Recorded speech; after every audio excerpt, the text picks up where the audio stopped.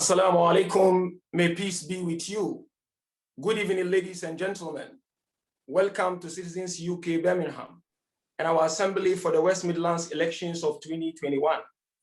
I am Sheikh Nur Muhammad. I am an imam in Birmingham.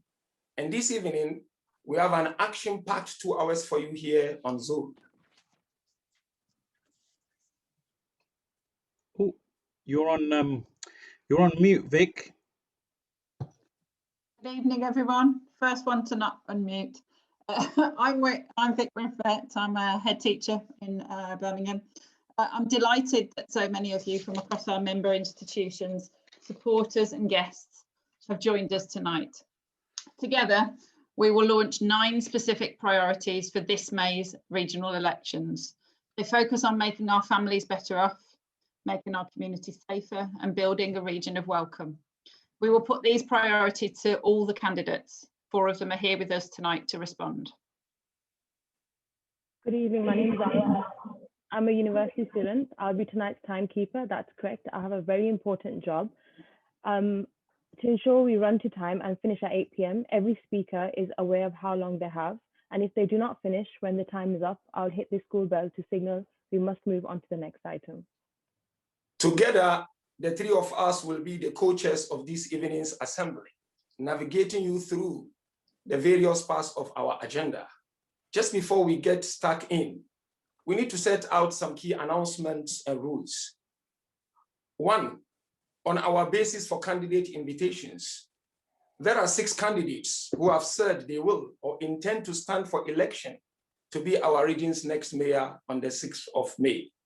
They are in alphabetical order: Byrne for Labour and Cooperative Party, Steve Caldwell for the Green Party, Ashford Sanga for Independent, Andy Street for Conservative Party, Tim Weller for Independent, Jenny Wilkinson for Liberal Democrats. There are 4 candidates who have said they will or intend to stand for elections to be our region's next police and crime commissioner on the 6th of May. They are in alphabetical order: Simon Foster for Labour Party, Julie Hambleton for Independent, John Hunt for Liberal Democrats, Singh-Sohal for Conservative Party. There may possibly be more candidates as the deadline to register ends on the 8th of April. For impartial reasons, we have invited only 2 of the candidates for each regional election to our assembly: Andy Street and Byrne, Singh-Sohal and Simon Foster.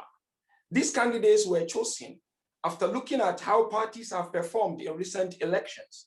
In general, a substantial majority of seats at every level of local and national government, which are subject to election by voters within West Midlands constituencies, have been won in recent elections by Labour and Conservative Party candidates. Our schedule includes contributions from leaders in our member institutions, and most speaking for the first time. So we have taken account of the practical necessity to limit candidate numbers for 2 elections at a single private event. The aim of our assembly is to see commitments of the offices of the next regional mayor and police and crime commissioner, and to build our relationship with them. We have therefore concluded the candidate's likely success in the election, judged on objective considerations, is a legitimate and relevant basis for the invitations. On confirmation of all the candidates standing, we will write to those not here with us and post everyone's responses on our website. An email will then be sent to everyone on our mailing list, including yourselves, sharing the link. Thanks, Sheikh Nuru. We've never done our pre-election assembly online like this before. Normally, hundreds of us from many different communities gather in one place with the buzz and the atmosphere of a big stage and performance. As we've all had to adjust to the pandemic, we're going to have to go with our first ever assembly on Zoom. We need your help to make this work. Firstly, we need everyone to stay muted unless you're scheduled to come on as a next speaker. Secondly, it's great to see so many of us together on screen rather than speakers only, and to be able to post messages on our chat. Our staff team and leadership group members will be actively monitoring the chat bots to respond. They will, however, remove anybody they deem as rude or offensive. I must politely remind you of our normal assembly rules. We will not interrupt, heckle, boo any speaker. We will show them respect at all times. All of the candidates are our guests, so we will afford them our equal gratitude and attention. Ladies and gentlemen, the Twitter hashtag for our event is hashtag West Midlands Elect 21. I repeat, hashtag West Midlands, capital W, capital M, and then capital E, the Elect 21. Can I now get your consent for this agenda and for the team of coaches to guide us through this afternoon? Please give me a wave to show your consent. Thank you for that. Excellent. As is our tradition in assemblies, we are now going to do a roll call of our member institutions and find out where our turnout has come from this evening. I'm aware Zara is poised with the bell to hand to keep us moving to time. Can every leader representing their institution share 3 things when you are called out? 1, name of your institution. 2, how many members you have. And 3, how many have registered for this evening? First up, our principal partners. They are major city civil society institutions who do a lot to help us tell local stories and issues into workable priorities, whilst building the capacity of our small community institutions. Over to you, Mike.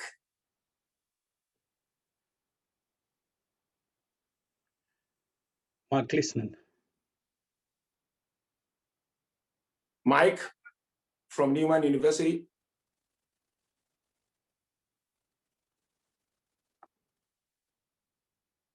Thank you. Over to you, Carl.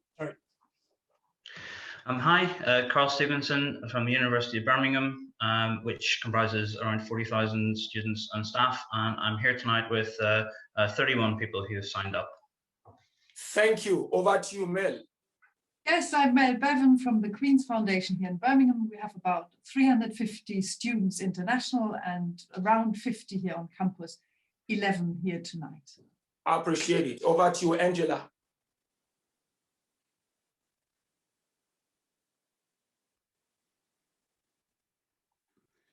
I think Czech people are going to have mute problems, but if you, it might be helpful for the sake of time if you and Vic just read out the name of the member institutions.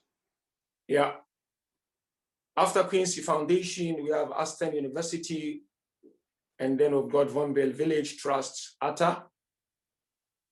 Good evening, Arthur Sang, Bourneville Village Trust. We represent approximately 8,000 privately owned and socially rented homes, and we have 21 people here tonight. Now we turn to our member schools, which includes a big warm welcome to 2 ARC Academy schools who've recently joined us. I'm here representing St Clair's Catholic Primary School. We have around 200 families, and I have 5 people joining me here tonight. Over to Paul. Hi, I'm Paul Doddridge. I'm head teacher of Anglesey Primary School. We have around 750 pupils and we've got 9 people here tonight. And thank you, Paul. Over to Mark. Good evening, everybody. Mark Humphreys, head teacher of St Francis Catholic Primary. Community of about 400 children and around about 40 staff, of whom 7 are here tonight. Okay, thank you, Mark. Over to David. Hi there, I'm David. I'm Director of Community Engagement at Handsworth King Edward VI Handsworth Wood Girls Academy. We have over 1,100 students and we have 10 students and their families with us this evening. Thank you, David. Over to Ella. Hi, Ella's been held up, I'm afraid. I'm Victoria, I'm the primary head at Victoria Academy. We've got 1,500 students and 200 members of staff, and there's 17 of us here tonight. Thank you. Over to Rebecca.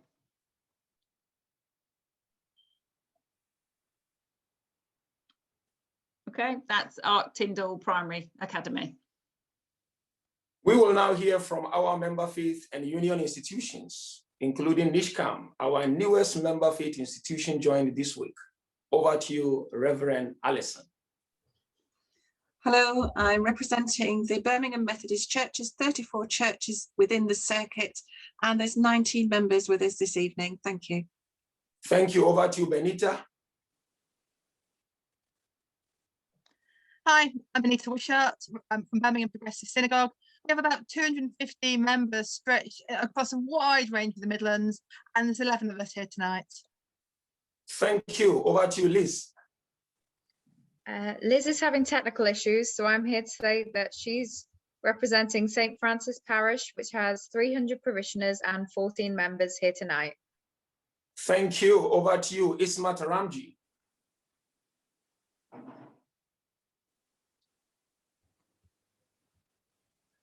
Ismat representing the KSIMC of Birmingham, about 2,000 members, and 30 of them are here tonight.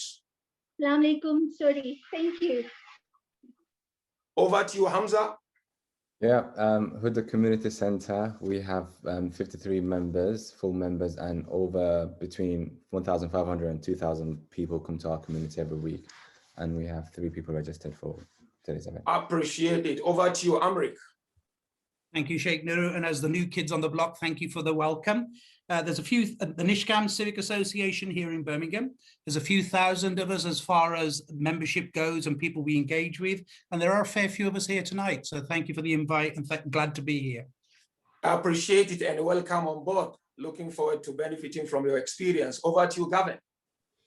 Hi, this is Gavin from Birmingham College's Unison. We're a branch with about 500 members in, and there are about 10 of us here tonight.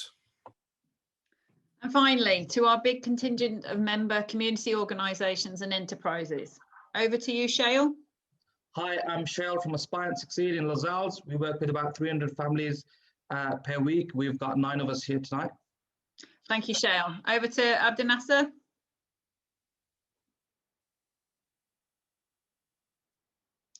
Okay, that's Eurosum Community Midlands. Over to John. And John's from Ashley Community Housing. Over to Irvi. Hi, I'm from Sisters Care CIC.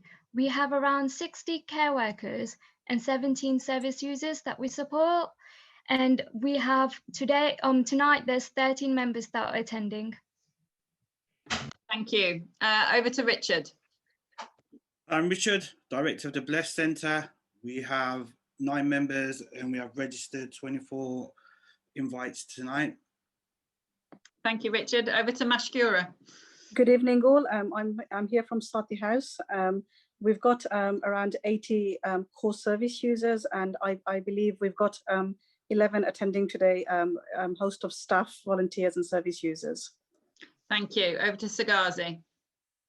Good evening. My name is Gazget Asfaldet Michael. I'm from the Arab Community Forum, representing the Eritrean diaspora in Birmingham. There are 10 people in this meeting from our organization who are staff, volunteers, and service users. Thank you. Thank you. Over to Parveen. Good evening. I'm Parveen from a social enterprise called Communities Engage and Thrive. We engage with about 20 families per week, and we've got 2 people today. Thank you. Over to Paul.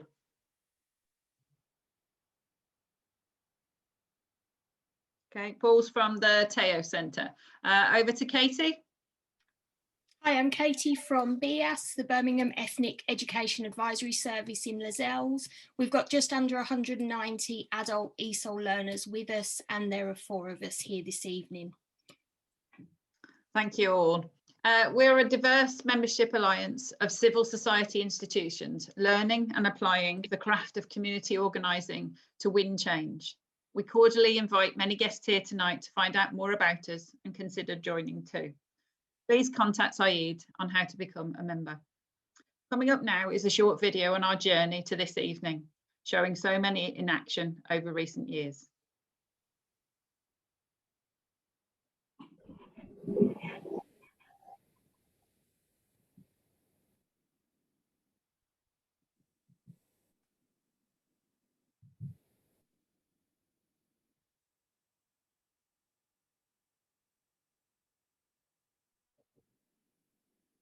This is the story of civil society building power to win change. Founded in 2013, we are a non-partisan organisation of member faith, education, trade union, enterprise and community institutions. We do not support any political party, but we take voting and democracy seriously.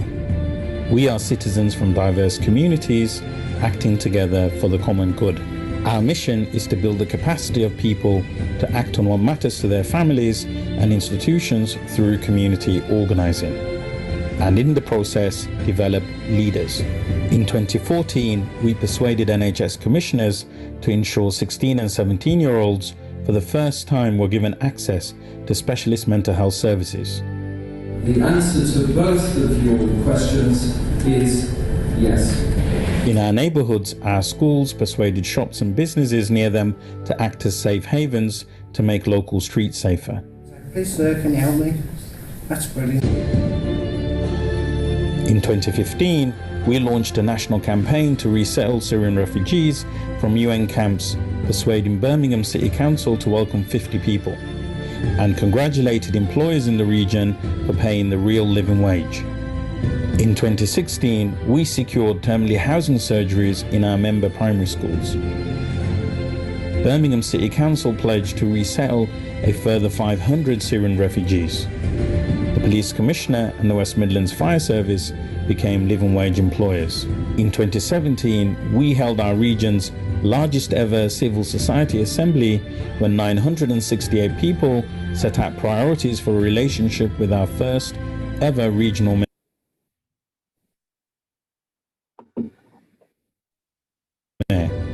In 2018, we celebrated news of the Commonwealth Games coming to our region, launching a set of citizens' guarantees. So those in charge ensure the Games directly benefit local communities. We also welcomed the first refugee family resettled through community sponsorship in our region. In 2019, we ran our most extensive listening campaign, going deeper on the stories and issues facing our membership while stepping up our leadership training. In 2020, the COVID-19 pandemic struck, with the tragedy of over 10,000 people in our region losing their lives to the virus.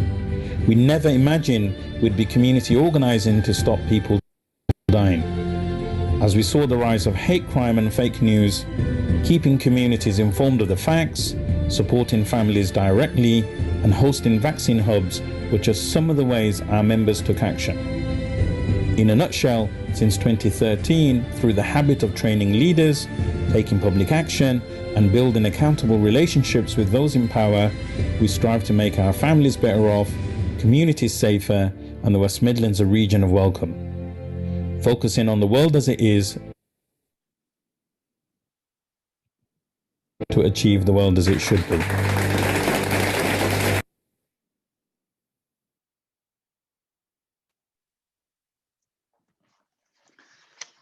Before we carry on, I just want to call Taslim. We missed him in the roll call. Hi, I'm Taslim from Al Farouk Mosque in Warsaw. We have over 330 members, and today we have 9 people on this call. Thank you very much. Lovely, thank you very much. Congratulations to every member institution for your time, money and energy to take up community organising, moving us, as the video says, from the world as it is to the world as it should be. Our first set of priorities are 3 things we believe make our families better off, particularly those who live on low income. In a moment, you will hear from Brenda with 2 of our young leaders, Isaac and Aya. This is a proud head teacher moment for me, as Isaac was one of my pupils before he had to move. To explain each priority, we will now show you 3 short video clips which spell out what they are.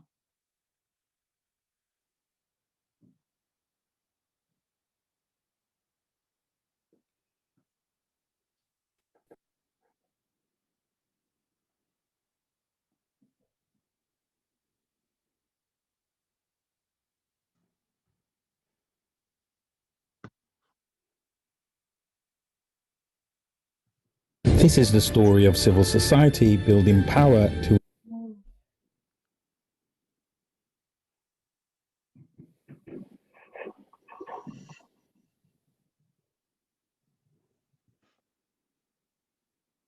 A picture of Birmingham. In June 2020, 3,064 families were in temporary accommodation.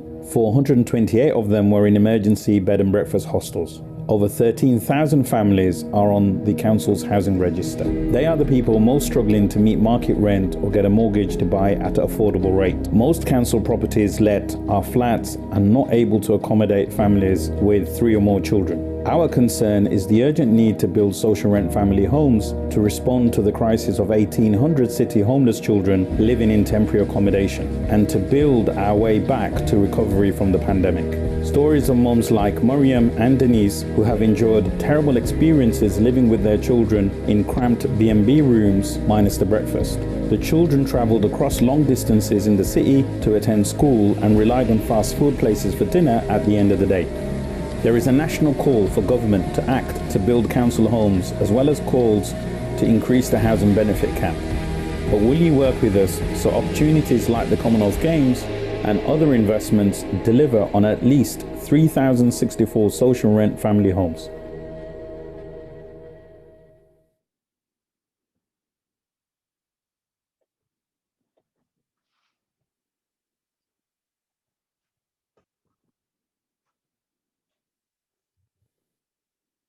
During our listening campaign, we heard stories from school leavers to undergraduates on how more and more young people were finding it difficult to secure paid work experience. 19-year-old Sohail from Lozells, an undergraduate at Aston University, was unable to secure any part-time work since turning 16, despite making over 20 applications. He is worried he will graduate with no paid work experience. There's tens of thousands of students applying for the same roles, and to stand out, you'd need that paid work experience or any sort of work experience to show that you've been in a professional setting. The number of teenagers with part-time jobs has nearly halved over the past 20 years, according to a report by the Resolution Foundation. 60% of 16 to 64-year-olds who have never worked are young students. Unpaid work experience disproportionately benefits those from better off families. Our member institutions strongly argue the significant incentives paid work opportunities offer to counter negative messages of gangs and youth violence. We do not have a detailed proposal for a paid work placement program yet, but will you work with us to co-produce a pilot? The placements will be determined by the needs of the employer. Every placement would be subject to a successful application by the young person. The rate of pay needs to be the real living wage rate of £9.50 per hour for those aged 18 or over.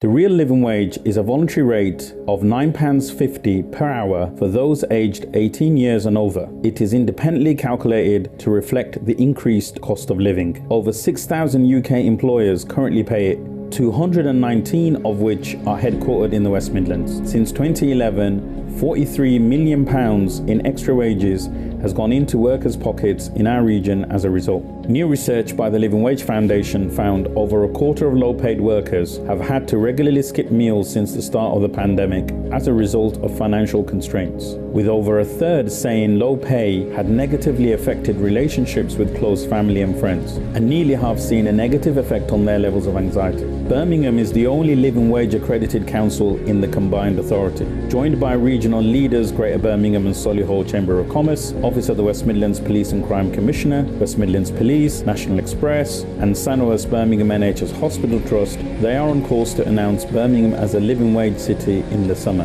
In 2017, we asked the combined authority to become a living wage accredited employer. In 2020, it did. London 2012 was the first living wage Olympics. 10 years on, will Birmingham 2022 be the first living wage Commonwealth Games? Will you work with us to make the West Midlands a real living wage region?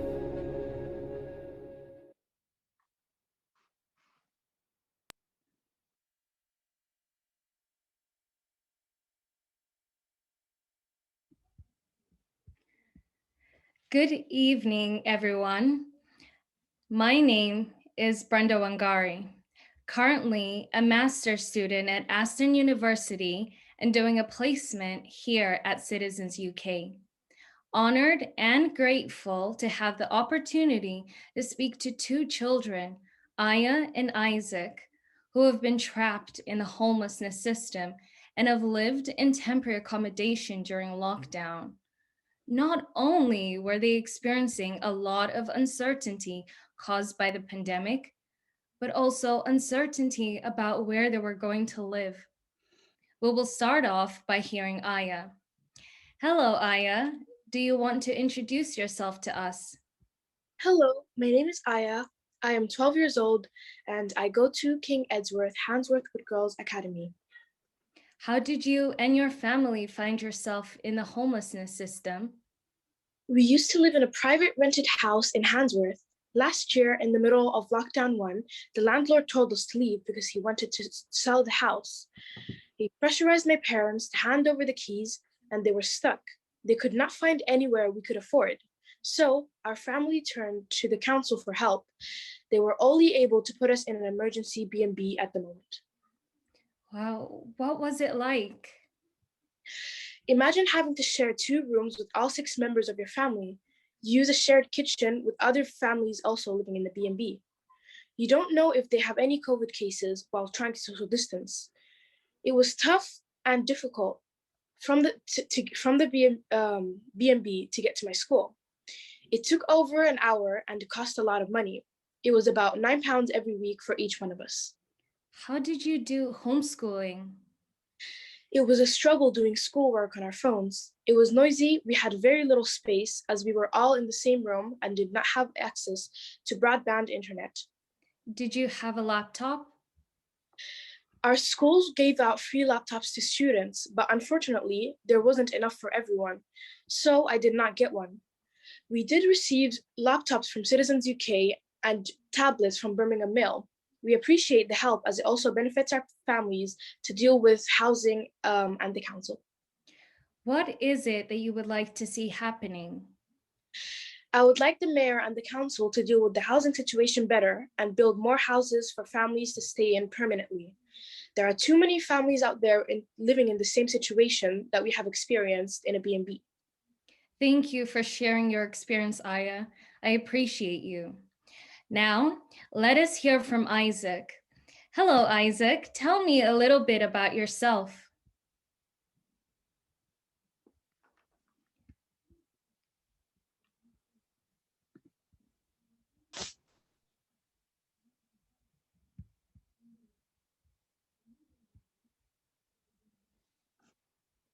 My name is Isaac and I just turned 11 years old.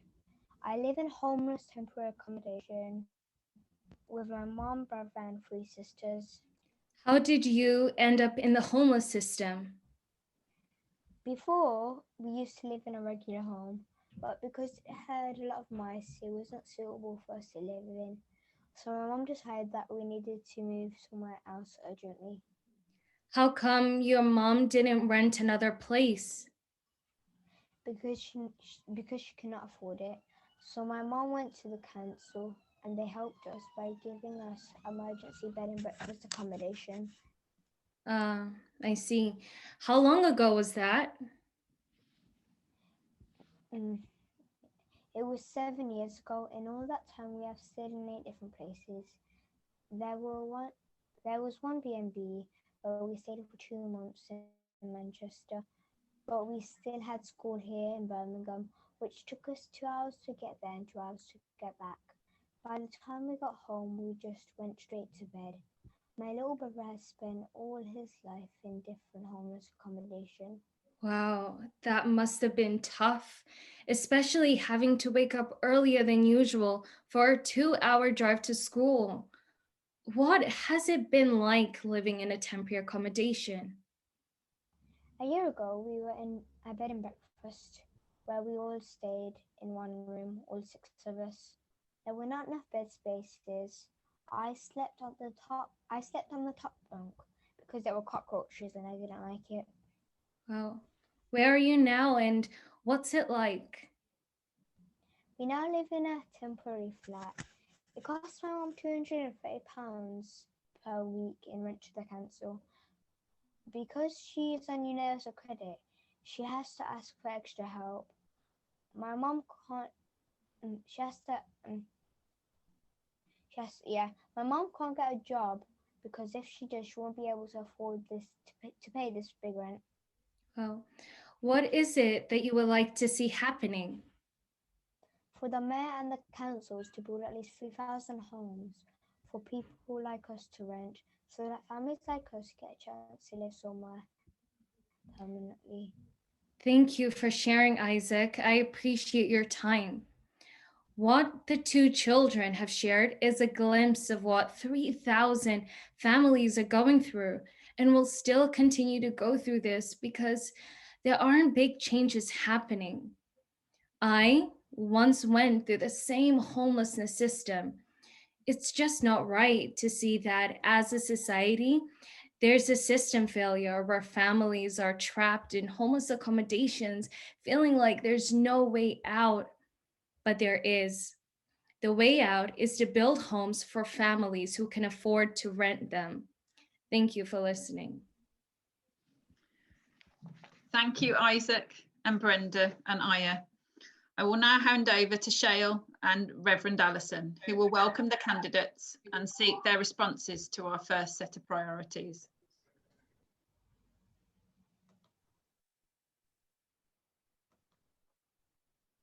Good evening, all. Can we please give, just bear with me a second.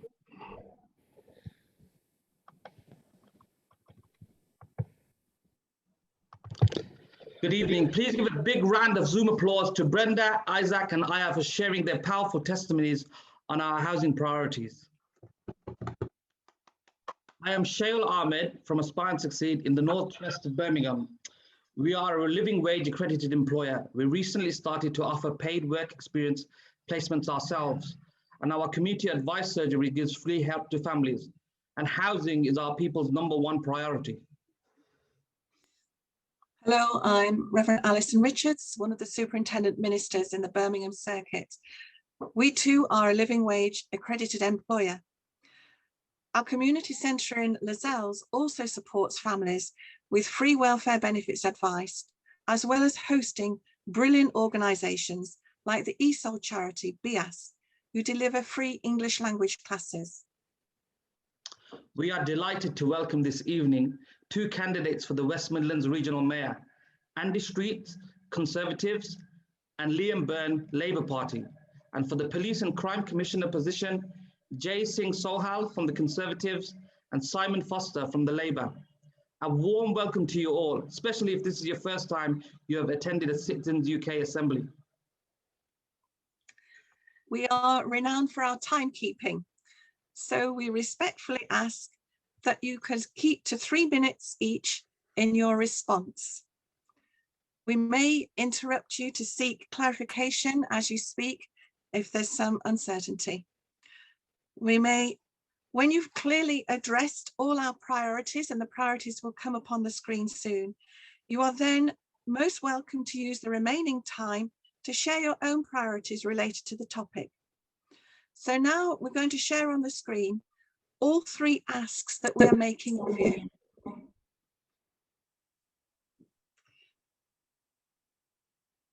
The first ask is to the mayoral candidates, and our ask is to ensure that the building of 20% affordable housing for Commonwealth Games investment and elsewhere in Birmingham, of which at least 3,064 should be social rent family homes. The second ask is to all candidates. Will you work with us to make the West Midlands a real living wage employer region? And the third ask to all candidates is, will you offer at least 100 paid work placements for 16 to 30-year-olds? We do not have a detailed proposal for a paid work placement programme yet, but will you both work with us to co-produce a pilot? So these are the 3 asks, and I'm going to invite, first of all, Mr. Andy Street to respond first, please. Thank you, Andy. Thank you very much, Alison. And indeed, can I start by thanking Citizens UK for bringing us together tonight. 4 years ago, we met in the Great Hall. It was a memorable evening, actually. I'm sorry we can't do it in that way, but you've mastered an alternative version of a big meeting in a beautiful style. So thank you for bringing us together. Let's turn to the question and my response. So the first question about housing. And the first part of it, of course, is about the 20% affordable. And I can give you a very categoric answer on that, because we've been very clear over the last few years, my time as mayor, that any housing development that the combined authority contributes to, we are absolutely uncompromising in achieving a 20% affordable contribution. And we never compromise on that. And you can imagine that sometimes that leads to difficult negotiations with developers. And as a consequence of that commitment, we have seen a doubling of the total number of homes being built across the West Midlands over the last 6 years. And actually the number of affordable homes has also doubled. Exact numbers, 2,500 in the year 15-16, before I was mayor, and the last full year for which we have numbers, just over 5,000. We've also, I'm pleased to say, changed the definition of affordable to make it much more relevant, relating it to people's incomes, not the market value of a house or indeed the rental paid. So it is now affordable for normal workers. The challenge, though, to be entirely honest, is the social rent homes. And that number has been very stubborn for about 5-6 years, only about 300 being developed a year. Thus far, the combined authority has not stepped directly into that, as it is the preserve historically of local authorities and housing associations.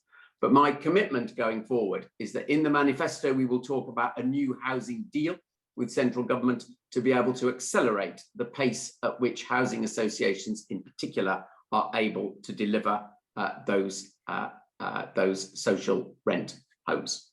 Second question is around the real living wage. Now, 4 years ago, I stood in your hall, you asked me if the combined authority would become a real living wage employer. I said yes, and indeed that was done in 2020. So a really good example of your influence, actually. The question was also about the Commonwealth Games. London Olympics was not a real living wage employer. It was actually before the time. So Birmingham has an opportunity to be first. And as a member of the strategic board, I believe the commitment has already been given. So I believe that that will happen. And that's something we will be able to be very proud of there. And I would also encourage any organizations that can achieve that to get to that position as quickly as possible. And then lastly, as the clock moves on, the question of 100 work placements. Now, I think that's not very ambitious, if I may say. I think you can be far more ambitious. My categorical answer to this is yes, there will be a manifesto commitment over this as well, because I think this is a very unmeritocratic system at the moment, and sometimes people get work experience for, you might say, the wrong reasons. And we want to set up a region-wide clearing system so that people will be able to come in to that work experience. So it's a categoric yes, and I will very much look forward to working with you on exactly how it's delivered.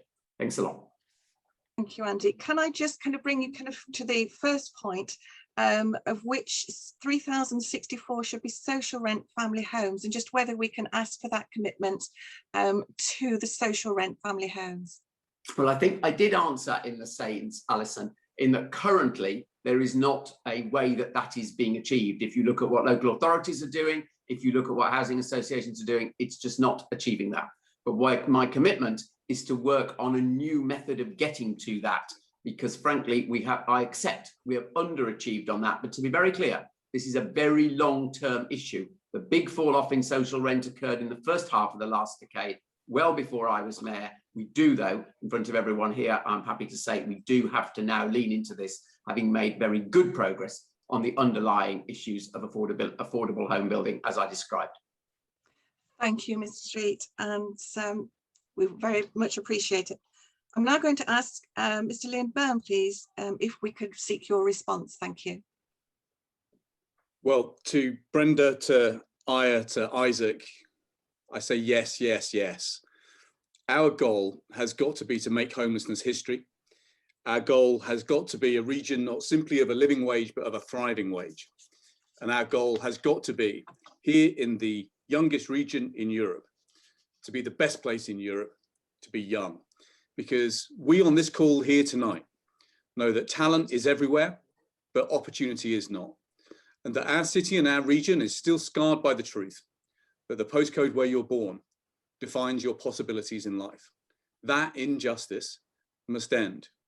That is why I commit wholeheartedly to the 3 pledges that you have set out tonight, and here is how.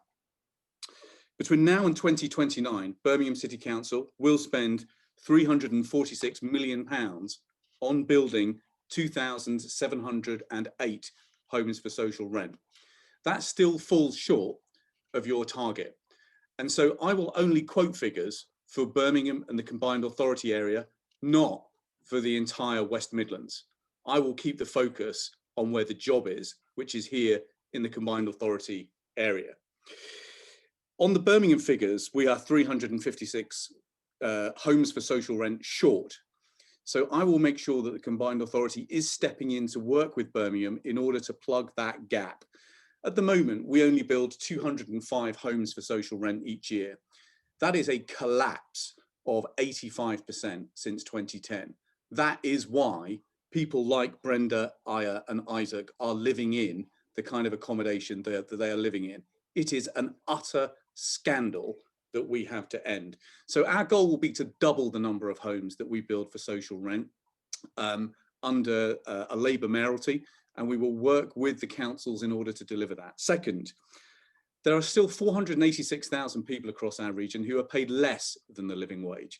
So I will unite with other Labour mayors like Andy Byrne, like Steve Rotherham, like Tracy Brabin when she is elected, Dan Jarvis, Sadiq Khan, to sign the model of the Manchester Good Employment Practice, Good Employment Charter, so that actually if you are winning public contracts from us here in the West Midlands, then you must commit to paying the real living wage to the people that you employ. That is the only way that we can create a bow wave, if you like, of pressure to increase wages across our region. So at the moment, people are paid so little that frankly, the number of food parcels we're issuing has gone up by 45%. That is wrong. And then finally, we have to transform the services that we provide for young people. I'm happy to work with you to provide those placements, but that's got to come with a program to put youth workers back in every neighbourhood, and crucially to build a UCAS system for apprenticeships, because apprenticeship numbers have collapsed by 40% even before COVID. So that is an exciting agenda that you have set out tonight, and I'm looking forward to working with you to deliver it. Thank you. Thank you, Mr. Byrne. Now can we switch to our Police and Crime Commissioner candidates? Of course, the first ask on housing doesn't apply to your remit. So Mr. Singh-Sohal, over to you. Well, thank you very much to you all for having me here this evening. It's an immense honour to be with you. And may I just say first and foremost as well, Isaac and I, it was wonderful to hear from you as well. Look, in terms of economic opportunity, let me just say how important it is. And I say this, and I'm going to share my postcode with you. My postcode where I grew up was B20. My postcode where I lived for much of my life was B21.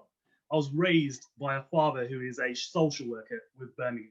So I know all about the importance of creating opportunity.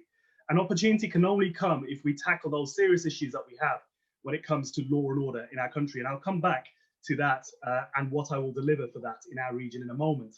But to address your points absolutely directly, the Office of PCC in the West Midlands Police Force is indeed a living wage accredited employer, and I commit to continuing that in office. And secondly, in terms of 100 paid work placements, well, I've already announced my programme called the Young People's Covenant, which is about giving young people the opportunities to get work and get work experience. And at the end of that programme that I'll be bringing in, ensuring that they are paid for it. So I will indeed right now commit to that. And as Andy Street said, indeed, I think we can be a bit more ambitious. But let me tell you that, look, we need strong leadership in this. And Andy Street has provided that strong leadership. And I want to be providing that strong leadership too when it comes to the PCC role. Because it's not lost on me that young people of diverse backgrounds, such as myself, just do not get those opportunities from our inner city areas. I did because I strived. I had my community, I had my faith leaders helping me, but not everyone is in that opportunity, is in that environment where they can stay away from trouble. And I nearly didn't get through with those opportunities. So the PCC is someone who can indeed empower people, and having a PCC who looks like us and thinks like us and knows where to create those opportunities, working with our Mayor Andy Street, is also vitally important. And so coming back to my original point in the beginning, getting crime down has to be a key part of this, with a clear focus on empowering our young people, tackling youth crime and reoffending, giving those job opportunities, placements, diversionary activities, so that on their CVs, young people can say that they've been able to grow and thrive and stay away from gangs and violence, etc. as well. Young people need to feel valued. That's what guides their attitudes when it comes to finding a place for themselves in civil society. And when you look at the West Midlands police budget, which is now £655 million, it's £67 million higher than it was in 2010. So there are no more excuses. We need proactive leadership and action to empower our young people. And I will certainly work with you stepping forward to ensure that that is delivered.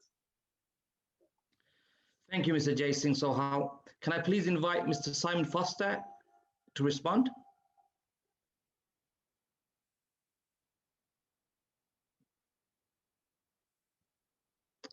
Simon Foster? Are we on? Good evening, everyone. It's a pleasure to be here, and thank you very much for the opportunity to meet and speak with you all this evening. Firstly, I support your priority in relation to the building of housing. Although this priority isn't within the remit of the Police and Crime Commissioner, it has my unwavering support. I've been a legal aid solicitor for 35 years. I've dedicated my entire professional career to protecting and promoting people's housing rights. People like Aya and Isaac, actually. Housing's a basic human need, and it's a human right. Everyone should have genuinely affordable, decent, safe, secure and sustainable housing. A home provides us with a secure base from which to establish ourselves in society. It enables us to be rooted in our community, to address other personal, family and social needs. And a lack of housing can jeopardize a person's physical health and emotional well-being and reduce opportunities for education, employment and participation in public life.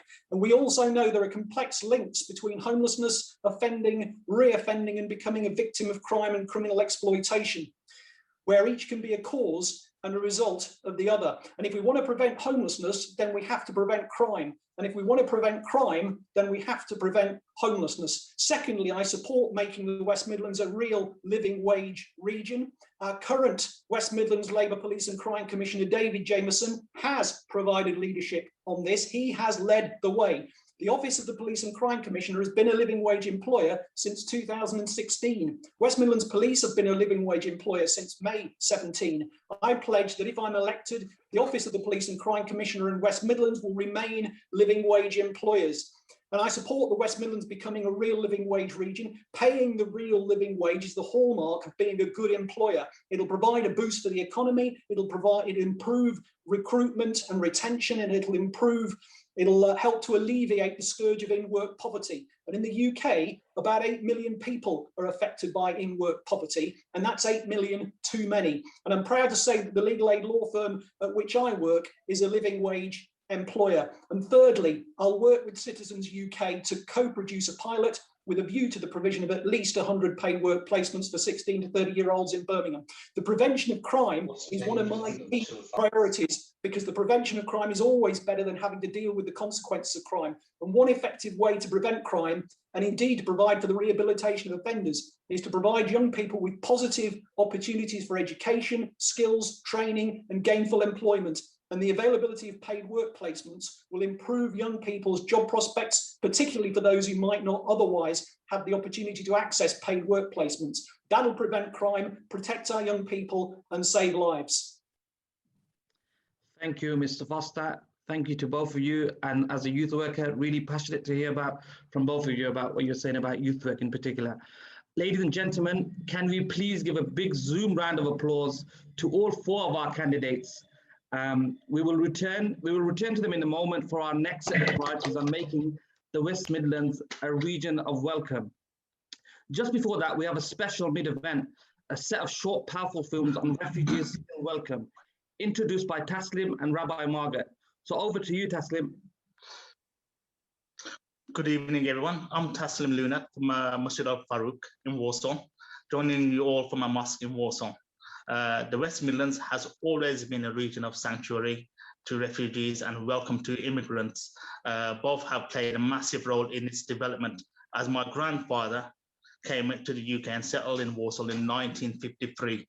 Today, we all represent the rich mix of different communities living side by side in our towns and cities. Friends and neighbors who continue to look after each other despite so many forces out there trying to divide us. Ladies and gentlemen, there are many people who have been working tirelessly to uphold our nation's long-standing tradition of sanctuary, striving always to remind us that refugees are still welcome. Please may I invite you all to Rabbi Margaret to introduce the first of our 2 short films which act as that reminder. Thank you very much, Taslim, and thank you for inviting me to talk. I'm Rabbi Margaret Lafferty of Birmingham Assembly, where the Citizen Sanctuary campaign was first launched in Birmingham. This week, we mark 2 very sad anniversaries. 1 year since the first lockdown for the pandemic, and 10 years of the war in Syria, which caused so many refugees to have to flee. So time falls quickly into context and helps us to relate to the important issues we face today. And 95 years ago, last October, my father was born in Berlin. 13 years later, he had his bar mitzvah, a Jewish graduation ceremony in a way, and just a few days later, Kristallnacht, the Nazi pogrom against the Jews, was unleashed, and my father fled to Amsterdam. 2 years later, just before Amsterdam was invaded by the Nazis, a wonderful woman called Trude Weissmuller commissioned a boat and took all the refugees from the orphanage there onto the boat, and it sailed to Britain, where it had to be wait to find out if the children would be allowed to enter Britain as refugees. So my father was ever since committed to the cause of refugees, but this became even more so when he visited Calais with Lord Alf Dubs to see the refugees there and meet some of the boys, and that made a very deep impression on him. And since then, he was already nearly 90, and he dedicated the rest of his life to campaigning with organisations like Self Passage and other groups. And I do what I can to follow in his footsteps. The film Harry and Ahmed, which we're about to see, shows us how Harry and a Syrian boy called Ahmed found safety through dangerous and unrecognised groups.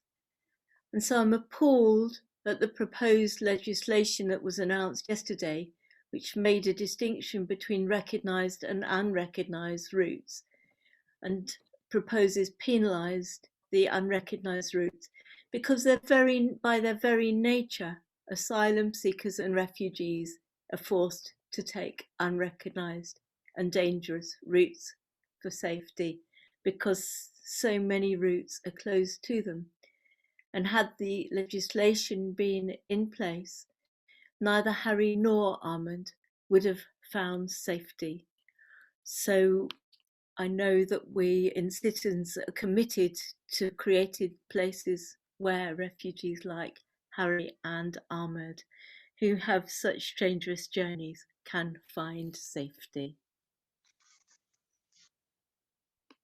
So now we're going to see that video. Yeah.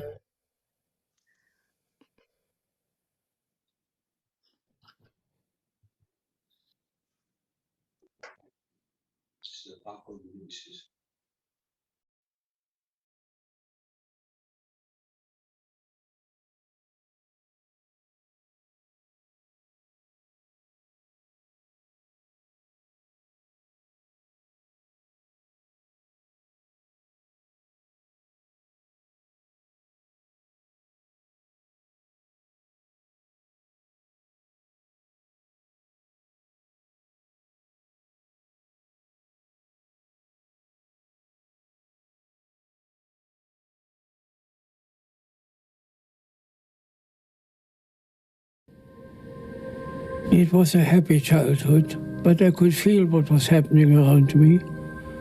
One morning I woke up, the shops had been ransacked, all the windows were smashed, and my school had been burned. الصوت كان كتير عالي، كل البيت كان عم يهز، كان كتير قريب الصوت، الناس كانت عم تصرخ وتركض، فكتير عالم انقتلت وماتت. My mother said I had to go. I didn't want to leave her. But she said we would meet again soon. She must have known that she would never see me again. كان قرار إنه موت ولا عيش. أنا وأخوي هربنا لحالنا، نمنا بالشارع، بالبساتين، بالحدائق، وين ما يصح لنا. They brought us to a refugee camp. We had hardly any food. الرجال كانوا حاطيننا بقارب صغير، كان لشخصين أو 3، بس نحن كنا 12، بأي لحظة كان ممكن يقلب. Planes flew over us and gunned our boat. I dived and hid under a raft. كان كتير عتم، ما قدرت لاقي أخوي، بلش صرخ بشار بشار. I've never been more scared in my whole life. I thought I was going to die. قضينا 10 أيام بالمي. I thought about my family the whole time. أكثر شيء اشتقت له هو أمي. We were waiting to know our fate. Well, thankfully, they let us in. كنا كتير مبسوطين لما وصلنا آخر شيء. I'm alive. أنا عايش، أنا واحد من المحظوظين. lucky ones.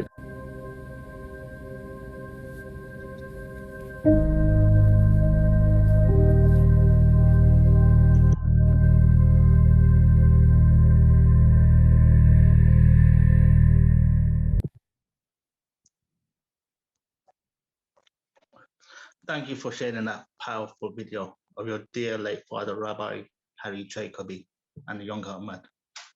Such a powerful video that was.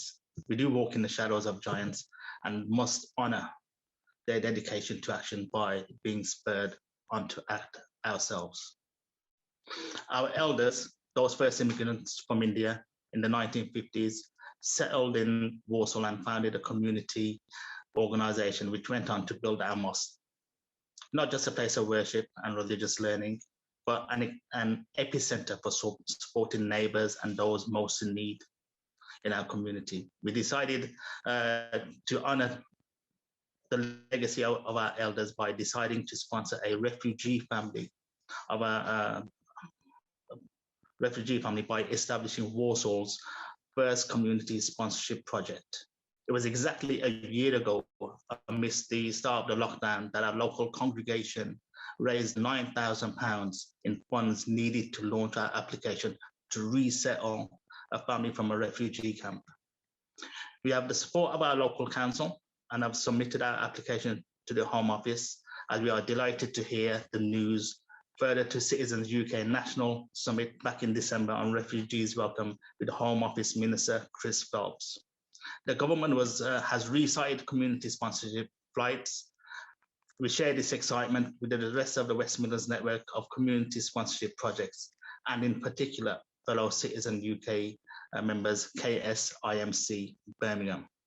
Please allow us to invite you to action by warming your heart with this wonderful short film on their journey to community sponsorship.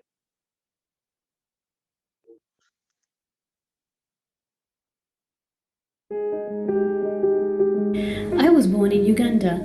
My father owned a furniture shop. I was born in Mogadishu, Somalia. In Mogadishu, my family had a shop and a restaurant. We lived a very comfortable and a happy life. But things changed as a new president took over. Unfortunately, in 1991, a civil war broke out and we had to leave everything behind. We flew over to England in 1972 as refugees with just a suitcase of clothes. We lived in Arusha until 1999. In 1999, we came to UK and we were accepted as refugees. We were looked after very well indeed. We were given shelter, we were given food. Over here, I finished my education starting from secondary. As refugees, I can only say that it wasn't easy.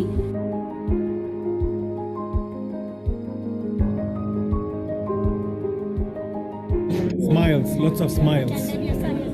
They should be welcomed with the best food we have.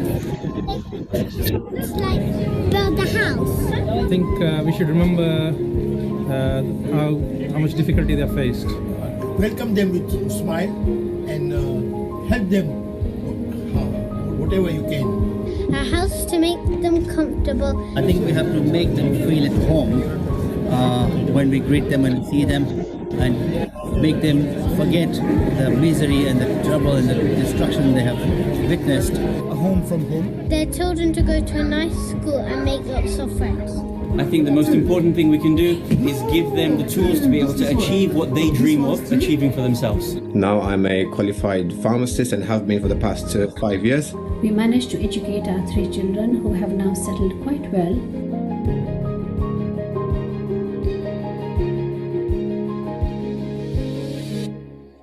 And I can proudly call this country my home.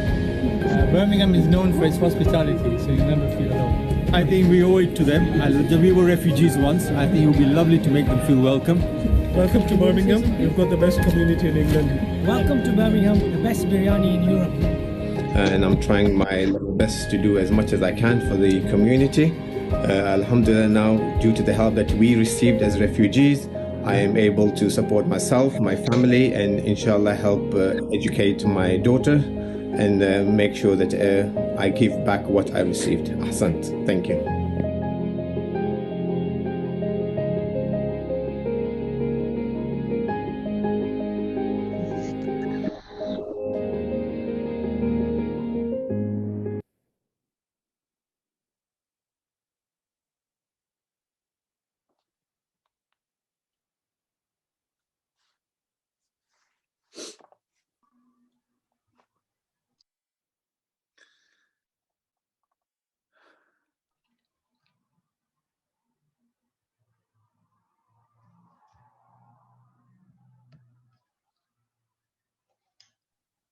Hi, sorry about that, everybody.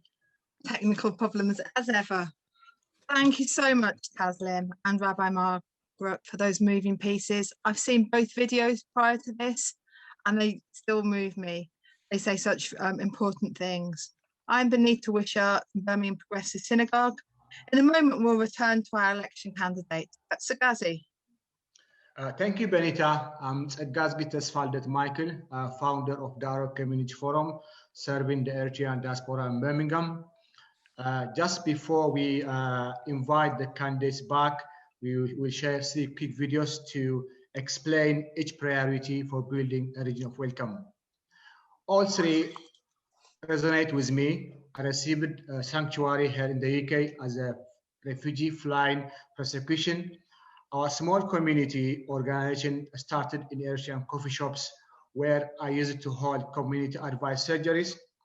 Unfortunately, the amazing local entrepreneurs receive little help with growing their business. Is it as if they don't exist on the high street despite being stones throw away from more development like the Commonwealth game? Let's watch the video now. Thank you.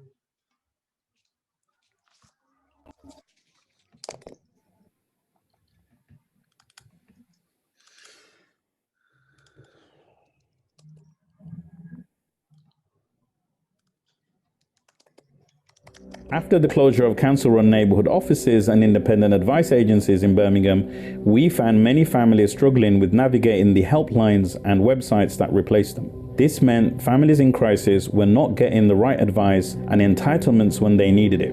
A mum of 4 had her universal credit payment stopped because her husband joined her in the UK on family reunion back in February 2020. The Department of Work and Pensions Office in Handsworth repeatedly told her in March it will be reinstated when her husband's national insurance number comes through. This was wrong. They didn't need to stop payments, and according to the rules published then, new NI numbers weren't being issued but benefit claims were accepted. We helped her draft a complaint requesting a review of the decision, and overnight her payments were reinstated. Up until then, her family were relying on credit from a local grocery store, the school meal vouchers for kids, food parcels from charities, and had fallen behind on their rent. During the lockdowns, we found out it was not enough just to offer food parcel support to families. They needed direct help with accessing welfare and other rights advice. community advised surgeries is proven to reduce health inequalities and is a key tool in delivering a public health approach to reducing youth violence. We are calling on the Mayor and the Police Commissioner to launch an emergency community advice fund for local civil society institutions to deliver advice surgeries with the cost of staffing, resources and training covered.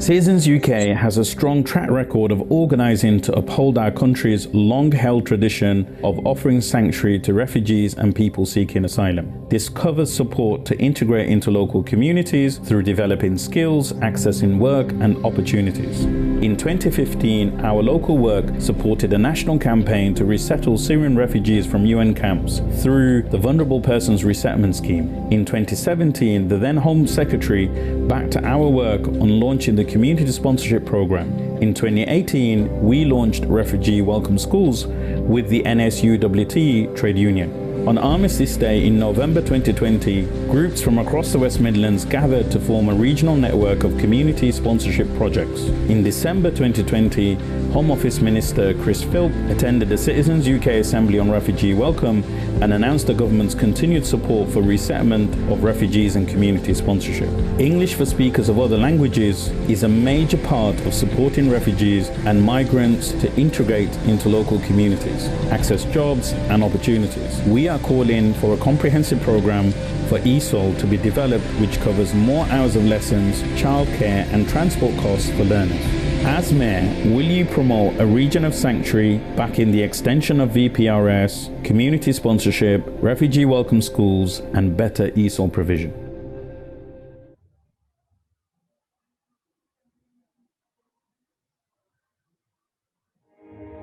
Businesses owned by ethnic minorities contribute between 25 to 32 billion pounds to the UK economy every year. It is not clear what that figure is for the West Midlands. Since 2017, we have teamed up with the Growth Hub NatWest and the Centre for Research in Ethnic Minority Entrepreneurship to test a community organising approach to business support, focusing on high streets in some of Birmingham's most disadvantaged wards. Many of the entrepreneurs are also active in civil society, often juggling between earning an income with serving their local communities. We asked the Mayor to work with us on the following: meet these businesses from our project, support a study to establish their contribution and challenges they face, require mainstream support agencies to explain how they engage with them, and lastly, report on progress at the annual conference by CREM.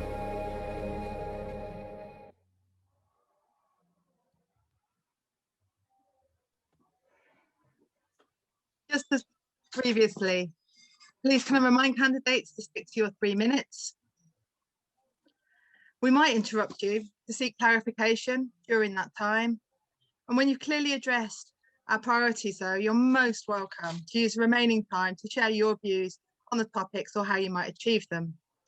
On the screen now, I hope, are the 3 asks that we are making. One, all are aimed at the Mayor, whereas only the first one is aimed at the Police and Crime Commissioner. They are for both of you, all of you, to work with partners to set up a community advice fund, commissioning 3 local advice surgeries delivered by civil society groups and institutions. Number 2, for the Mayor, promote the region of sanctuary, back in extension of the Vulnerable Persons Resettlement Scheme, supporting community sponsorship, as we've already heard, and ensuring ESOL, English as a second language, covers more hours of lessons, plus addressing some of the barriers that we hear about, which is addressing covering the cost of childcare and travel costs. And finally, number 3, for the Mayor, mayoral candidates, to extend business support to specifically give advice and support to some of the ethnic minority entrepreneurs who are not getting it currently. So, to take you in the same order, please, could I invite Mr. Andy Street to start, please? Thank you very much, Benita, for going through those 3 asks. Now, the first one is actually the most difficult of the three. It'd be very easy for me to come along here and I could say this on everything actually and just say, yes, we'll do it. But I'm not actually sure that the what you or how you're proposing it should be done is the right solution. No one is questioning the need for this. No one is questioning that the community support structure has been essential over the last year. But I don't actually necessarily believe that a mayoral or combined authority run service is the way to do this. What I would like to commit to, and very happy to work out exactly how we do it with you, is how we work with the sort of umbrella organisations, Walsall Together, Coventry Action, and the voluntary service councils in each of the areas to work out how we bring together the offer from the DWP, the Citizens Advice Bureau, community groups, charities, those people who actually are already doing this, rather than the notion of a combined authority or a mayoral service. So that's how I would like to take that particular set one forward. Second one is much more straightforward because the answer to this is yes, we will do this. I believe I've already supported the work over refugee settlement. And for example, if you look at 2018, the work we did over the My Friendly Cities in Coventry, in Birmingham, and indeed in Wolverhampton. And so the particular question about the Vulnerable Persons Resettlement Scheme, yes, I would willingly support the extension of that because it goes to the heart, as the film said, of what this place has been like for many, many decades, if not centuries. On ESOL, I think we have a good record on this. We were asked a number of years ago to review this. We have maintained the full provision. We've indeed made it free to more people, extending the free level up to those earning the real living wage. And we've also, of course, made sure that community groups also deliver this. Very happy to examine with you. It's one of the specific asks in the detail of exactly how this can be taken forward. And there is a balance between the transport costs and indeed the childcare costs, which we've discussed openly, and we have chosen thus far to go for maximum participation. And then very simply, the last asks around the Centre for Ethnic Minority Entrepreneurs. The answer, there are 4 subparts of this, and the answer is yes to all 4. I believe we've worked very effectively with the wonderful Centre at Birmingham University for Ethnic Minority Entrepreneurship over the last few years, 47,000 businesses, and I look at particularly what we're concentrating on, helping government funding get through to ethnic minority businesses through translation services, making sure our adult education budget provides the skills for those businesses, over 70% of it concentrated on the BAME community. And of course, what we're doing around our social enterprise growth, because that is a sector where BAME leaders tend to be far more prominent than in most SMEs. So very happy to work on exactly what you've said. And indeed, last year I opened the conference, very happy to do it every year going forward. Thank you very much for that. And just to clarify on that first one, you're very happy to work with us about how we manage, how we can get more community advice and services out there, and to work with the voluntary sector and the very grassroots organisations to enable that to happen. Correct, exactly. Thank you very much. Thank you for those responses, Mr. Andy Street. So next up, could I invite Mr. Liam Byrne to give us your views on this? Thank you very much. Benita, thanks so much. Margaret, I wept as I listened to you because, you know, so many people were involved in helping make sure that people were rescued. And you reminded me of something that had happened in my family. 4,600 Jewish people were rescued from Denmark in one extraordinary month in 1943, and many people died, and one of those who lost their lives was my great uncle Sven Tyson. And years later, 4 or 5 years ago in fact, I found myself in the Ashti refugee camp in Iraq. And of course, what you realize standing in the middle of a refugee camp is that people end up there when they have lost everything, when they have nothing else, when they have no money. And of course, many of the people who find themselves in that predicament are parents with children. And so half the population of a refugee camp are kids. And that is why we have to step up, not simply to create a region of welcome, but a region of sanctuary. Now, that's why I'm very happy to say yes, yes, yes to those questions, the demands that you've set out today. Andy's right to say that it shouldn't be the mayor's office that delivers the advice services. As a community member of Parliament, you know, I have felt the weight of new cases after the advice services were shattered over the last 5 or 10 years. We have to make sure that we find the resources for those groups who have got the most reach. That means organisations like community law centres that are doing such an extraordinary job today. There's then a number of other things that we have to do in addition. We have to try and make sure that ESOL provision is expanded, because very often it can only amount to 2 lessons a week, where we need to be getting up to at least 8 hours a week. Second, we have to campaign against the Home Office's brutal no recourse to public funds rules, which means that very often people who are sleeping on our streets are those who cannot prove their immigration status. We have to make sure that we have a much bigger network of refugees welcome schools. I've seen these schools in my constituency. I've been shown around these schools by little children who tell me with such eloquence and passion that there's our schools where there are no outsiders and where everybody is welcome. And finally, we have to make sure that we take the approach that's been pioneered by Preston called community wealth building, and we are using the power of public procurement to support small businesses and our immigrant and refugee entrepreneurs. Organisations like the Commonwealth Games, which spend £350 million on contracting in, we should be proactively using that money to support newcomers to our region. That is the way we help people get on their feet and contribute to the richness and diversity of our fantastic region. Thank you, Mr. Byrne. Now we will switch to our Policy and Crime Commissioner candidates. Mr. J. Singh-Sohal, over to you, please.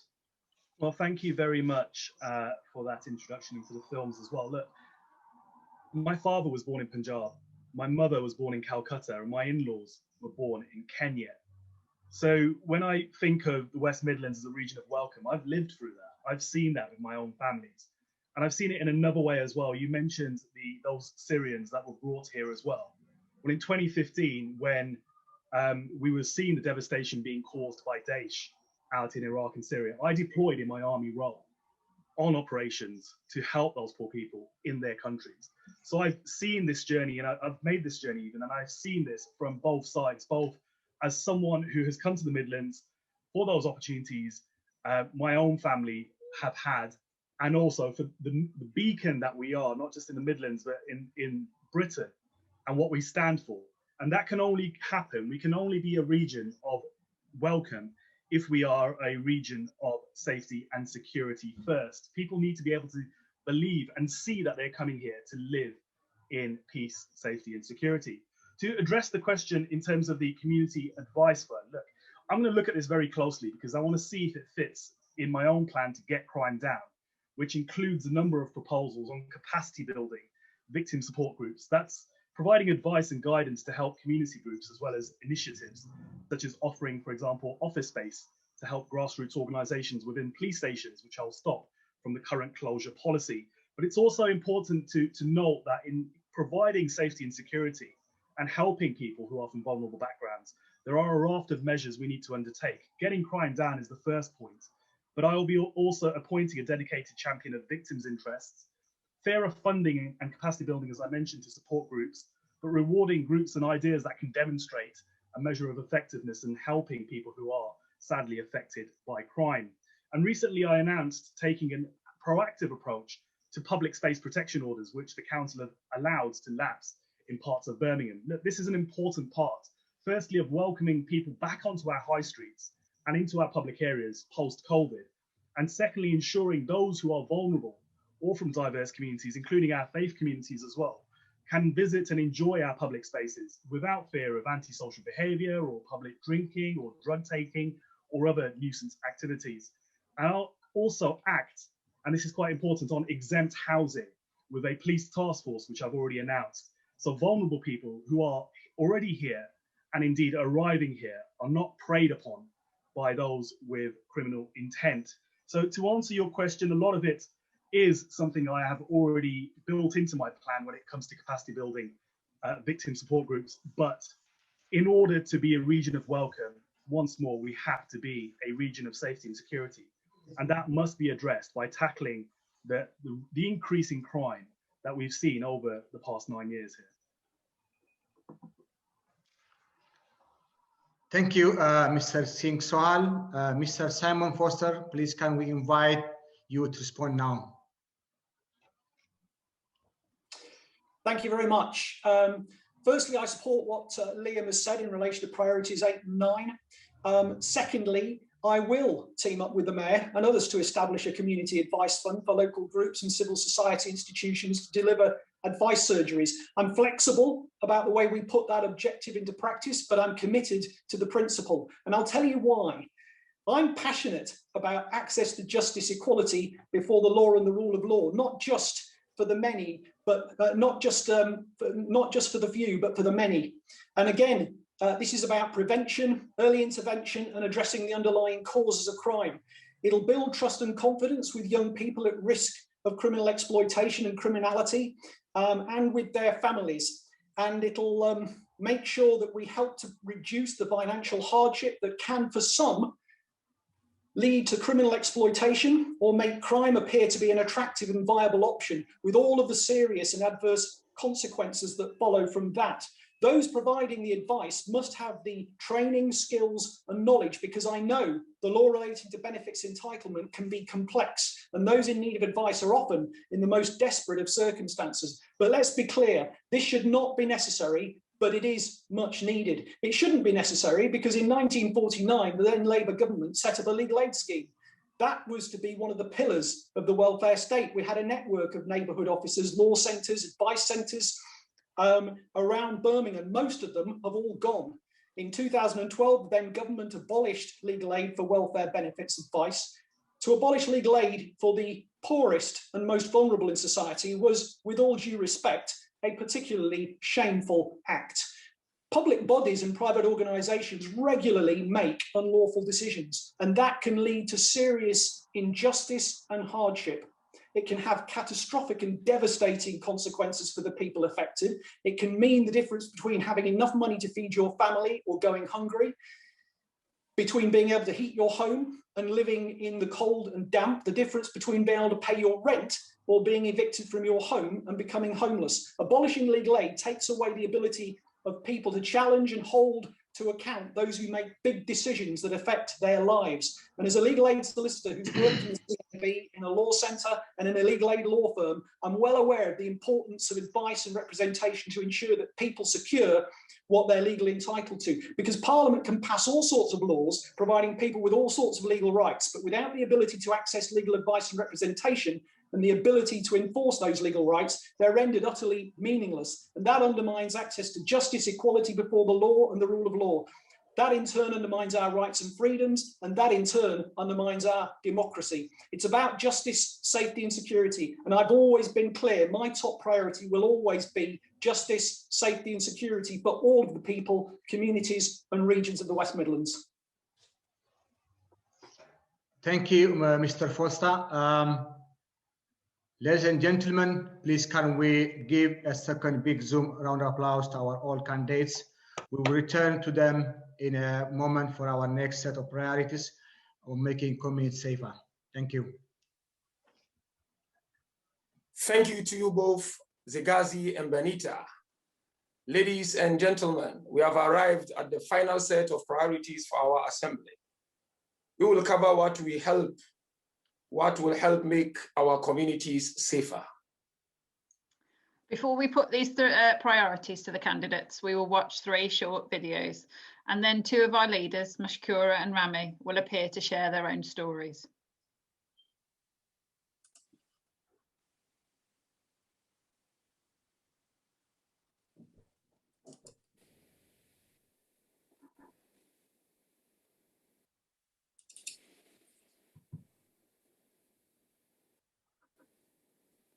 In November 2018, the Children's Commissioner Anne Longfield called for every school to have a mental health counsellor. She called for better lower-level mental health services to ensure easy access before conditions deteriorate. In December 2018, the Department for Education and Department for Health named 25 trailblazer areas for new mental health teams, which will work with around 8,000 children and up to 20 schools each from late 2019. Birmingham was not included in the list of areas. Our listening campaign in 2019 identified 3 issues. First, the forward-thinking Birmingham service relies on referral to make an appointment. Teachers and parents in our member institutions point out an on-site counsellor in school would remove this barrier to access seeking help.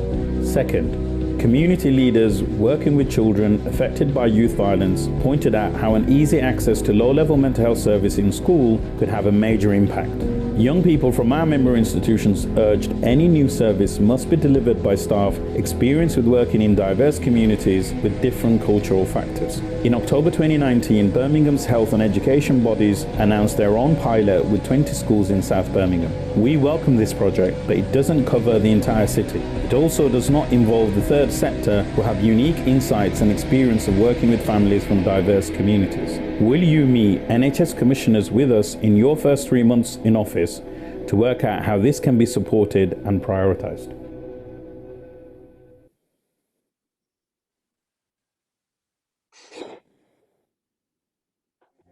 Hate crime has more than doubled in the West Midlands since 2013. However, there was a total of only 4 sentences referring to it in the Police and Crime Plan of 2016 to 2020. Less than 1 in 10 hate crimes reported are prosecuted.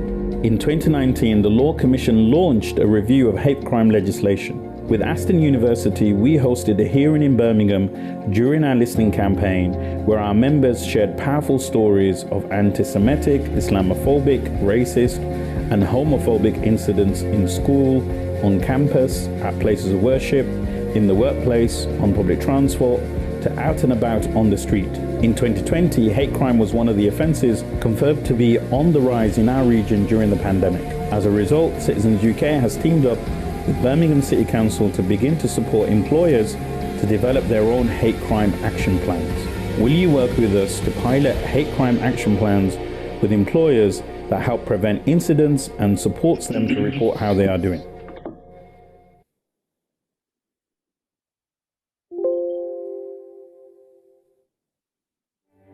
There have been 60,000 recorded hate crime incidents on women in the UK. The Police and Crime Commissioner has the power to make misogyny a hate crime indicator. Nottinghamshire and North Yorkshire Police and Crime Commissioners and their police forces have done it.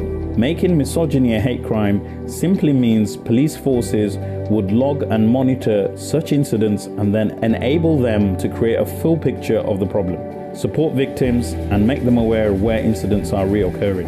Our own study found many local women's experiences revealed the connection of misogyny with other forms of hate, most notably Islamophobia. Muslim women in Aston, Birmingham shared stories of how they were singled out for Islamophobic abuse on the street because they were women.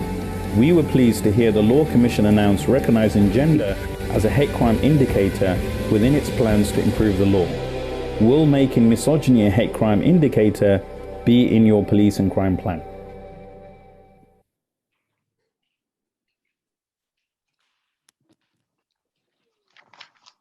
Hi everyone. Good evening, ladies and gentlemen. My name is Rami Tekle. I'm a youth mentor and project coordinator, currently working at the Best Centre, Aspire to Succeed, and also Citizens UK. So before I highlight some of the importance of mental well-being for young children's development and the urgency of why we need mental health counselling in schools, I want to start off first by telling you guys a little bit about what brought me to this moment. So in my second year university at BCU, Birmingham University, I studied in Black Studies and Sociology, where I went to do placement with Citizens UK to jumping on the leadership course, and doing workshops and volunteering at the Best Centre also. So this is where I started to see the value in creating safe spaces for young people. As being a young Black male growing up in Ernington myself, I saw the lack of opportunities and violence being made worse by mental illnesses such as things like anxiety and depression. Many of the young people that I've worked with have experienced trauma from things such as domestic, gang, and even emotional violence from both males and females. Unfortunately, there's not a lot of coping strategies out there put in place in schools and other institutions, especially race-specific therapy, as we live in a diverse society. This breeds a cycle of repeat trauma and anger, which is nowhere to go except for those that are nearest, as evidently, like Summer Foster said before, trauma definitely leads to crime. This is why mental health counselling in schools is so important and so needed.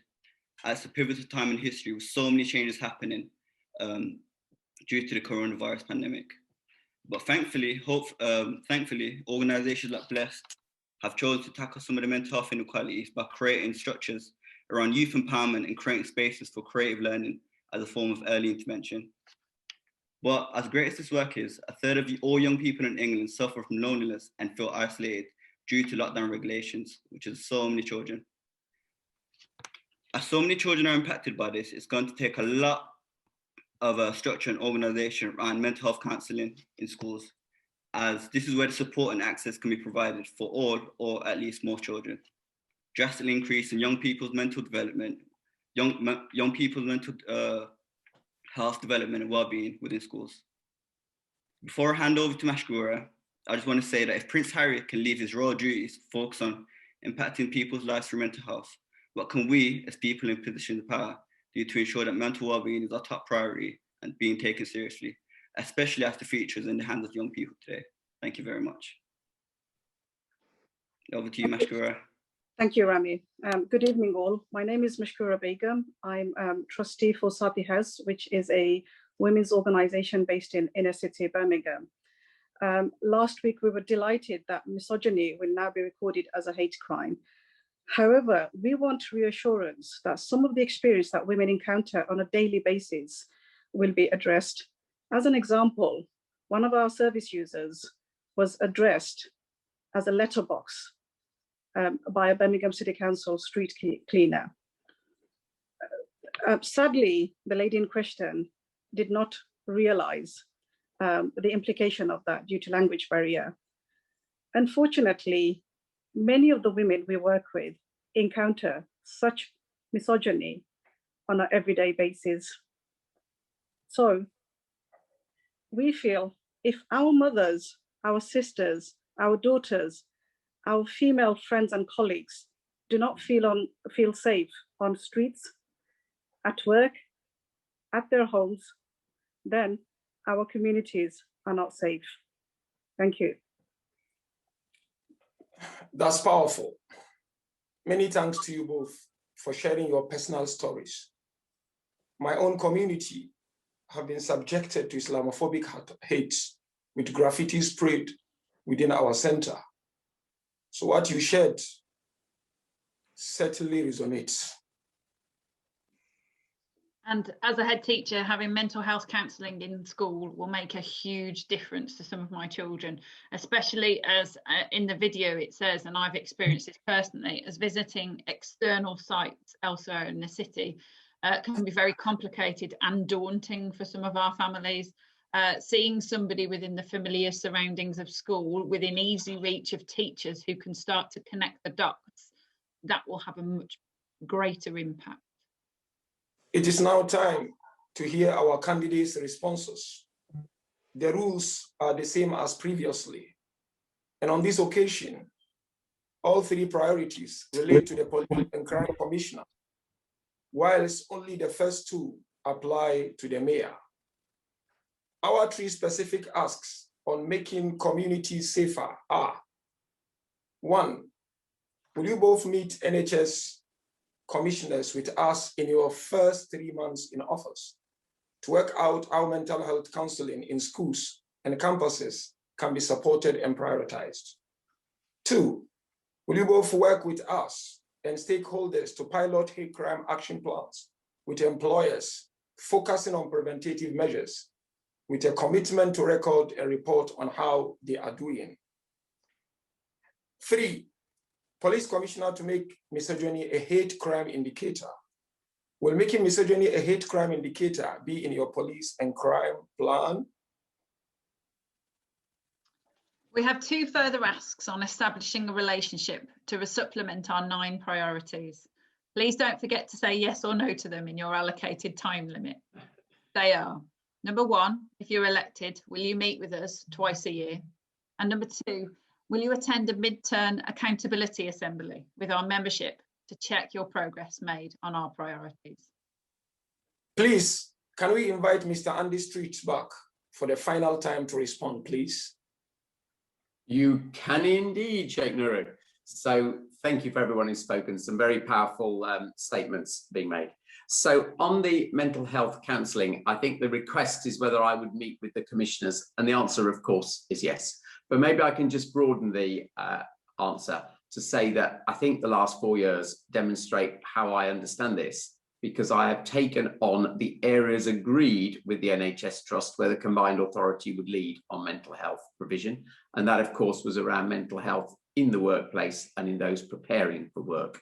And I'm very pleased to say that our Thrive Into Work project, which has taken people with mental health conditions and got them into the security of work, has just been awarded significant new government funding as a good exemplar. So, of course, I would like to agree what we can do alongside the trust in that. And it was perhaps just worth reflecting. I went along to the Birmingham Youth Trends just before lockdown, actually, always a very important event. And it was fascinating to me that this single issue was bigger than any other one spoken about. Second question about hate crime.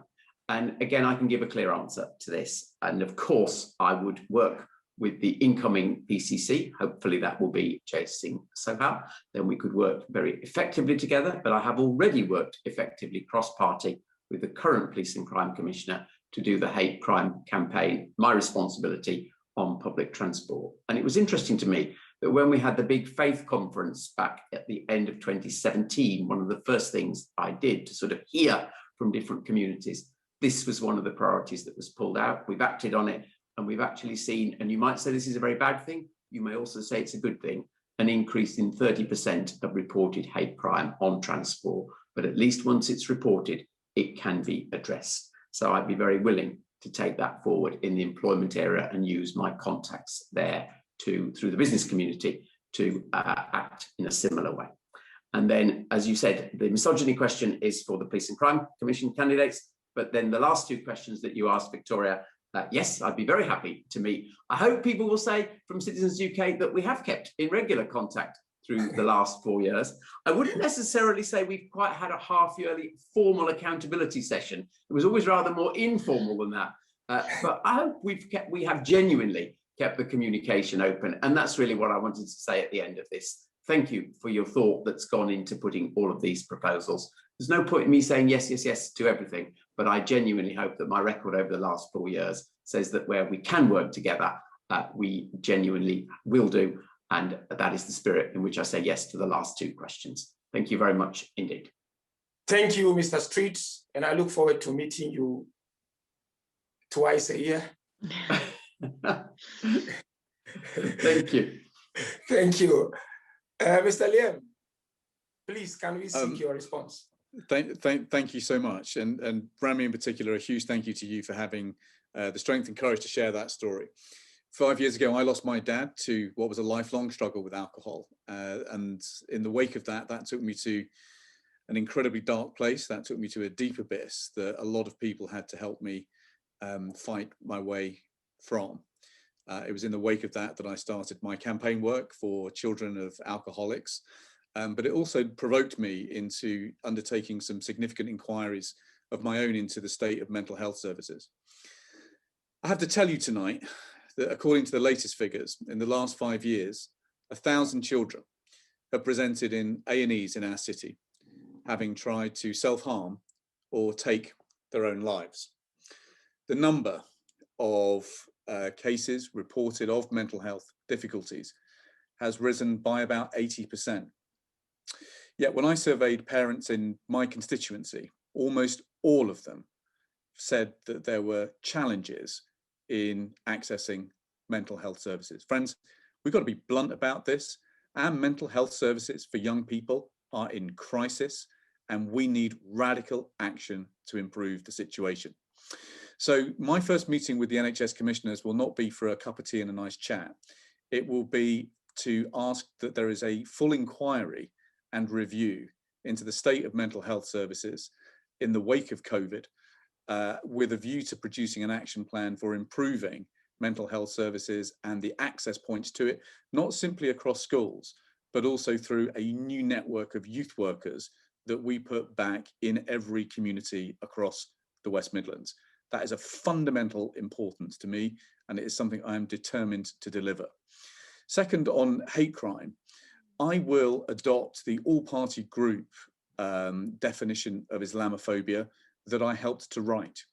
Much of the evidence that went into that inquiry was based on research that I'd undertaken in Birmingham and Hodge Hill, working actually with a cross-party group right the way across the country to draw up that definition. It should be a statutory definition, in my view, and I will continue to campaign for it. But many organisations are open to adopting that definition of Islamophobia. If we can get a statutory definition, that helps, because it means that we can begin challenging the horrendous state of Islamophobia in our media. So I'm fully behind you on your campaign for this hate action plan, but I will bring to it and ask that we adopt the all-party group definitions of Islamophobia too, and that we will continue to work together to campaign for national statutory definitions. The final point on meetings, if you think you're going to get away with meeting me just twice a year, you're dreaming. We're going to see each other a heck of a lot more than that, because the way that we go about putting our policy together is very similar. It's why we've tried to write our manifesto with the work of thousands of residents from across the region over the last year. And that's why we're very happy to say that we support the objectives you've set out tonight, because we share them, because we, like you, have worked hard over the last year to bubble them up from the grassroots of our great region.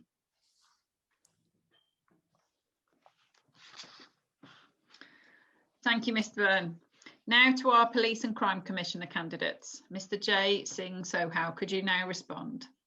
Yes, thank you very much. And thank you to Rami and Mashkura as well for sharing your stories. Look, I want to share with you my plan to get crime down. This is what I launched the other day on Tuesday with the Home Secretary. What this calls upon is the need for the Police and Crime Commissioner to work with our Mayor Andy Street and with government and the vast resources coming from government to tackle so many of the issues that have been raised in this. Because if we are to make our communities safer, the PCC, of course, needs to take the lead, but has to be working alongside our Mayor and our government. So let me address now the 3 points that you raised. In terms of mental health counselling, I'm pleased to give you a bit of a teaser to what I'm about to unveil and announce, which is that I'll be training and utilising PCSOs, Police Community Support Officers, for this endeavour. And there will also be a role for this for specials. Specials are very special. They're officers who are warranted, drawn from our communities. They don't do what they do for pay. They do it for the love of their community and to serve. And I believe that there is a stronger role that we can have for PCSOs and specials. And certainly drawing them from our diverse inner city communities will go a long way as well. So that is in my plan of action. When it comes to tackling hate crime, look, as a Sikh, I have seen hate crime.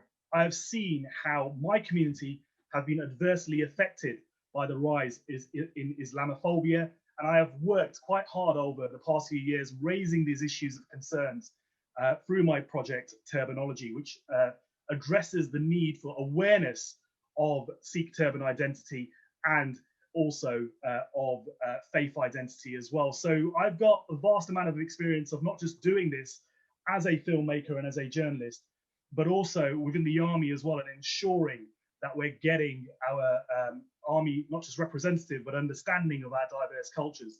And I know how important it is in our diverse region to tackle this issue. And that's why I'm working with, and I will continue to work with, BCU, Birmingham City University, on developing my proposals for tackling hate crime.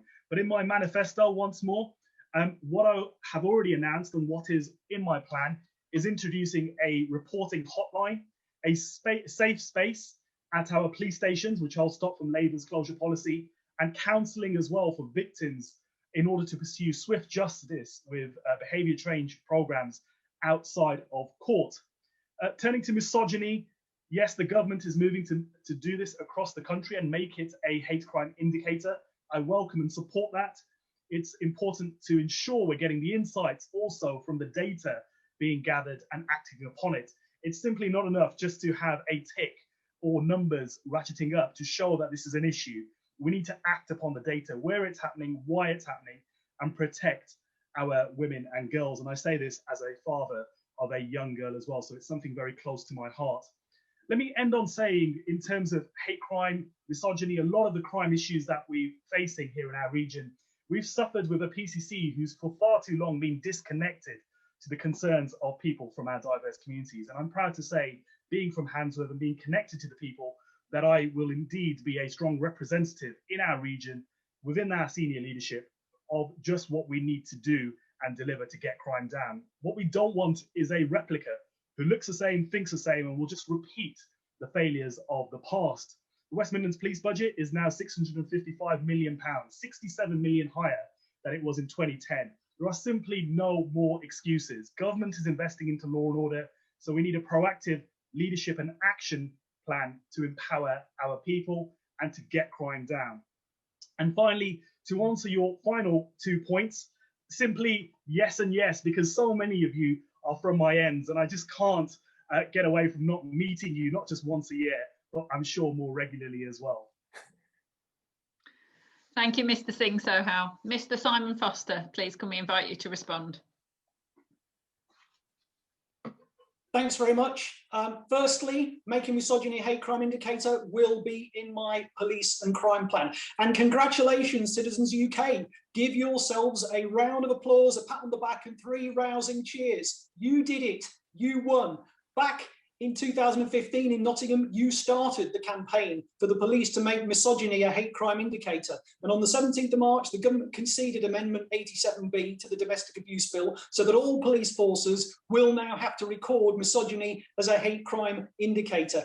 I pledged my support for this back in September 2020. I lobbied my fellow police and crime commissioner candidates. I made a video about it with Stella Creasy. If elected, then I'll oversee the implementation of this by West Midlands Police. That will be in my police and crime plan. I also support the recommendations made by the Law Commission so that in due course, misogyny will become a substantive hate crime. Secondly, I support your proposal that we work together to pilot hate crime action plans with employers, including the need to record and report on how they're doing, focusing on prevention, which is entirely consistent with my own strategy that the prevention of crime is always better than having to deal with the consequences of crime. And thirdly, if elected, I will commit to your ask in relation to mental health counselling.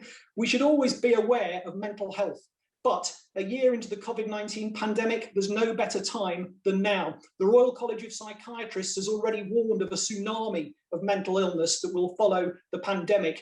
Your priority is entirely consistent with the public sector equality duty to eliminate discrimination on the grounds of disability and promote equality of opportunity. And this is exactly the sort of prevention, early intervention and addressing of the underlying causes that we need. It's always better if issues can be dealt with at an early stage so they don't escalate when they then become far more complex and expensive to resolve. Underlying mental health issues can contribute to school exclusions, which can in turn expose vulnerable children to becoming victims of crime and criminal exploitation. Mental ill health can be an underlying cause of antisocial behaviour and criminal behaviour. In turn, it can result in families being evicted from their homes.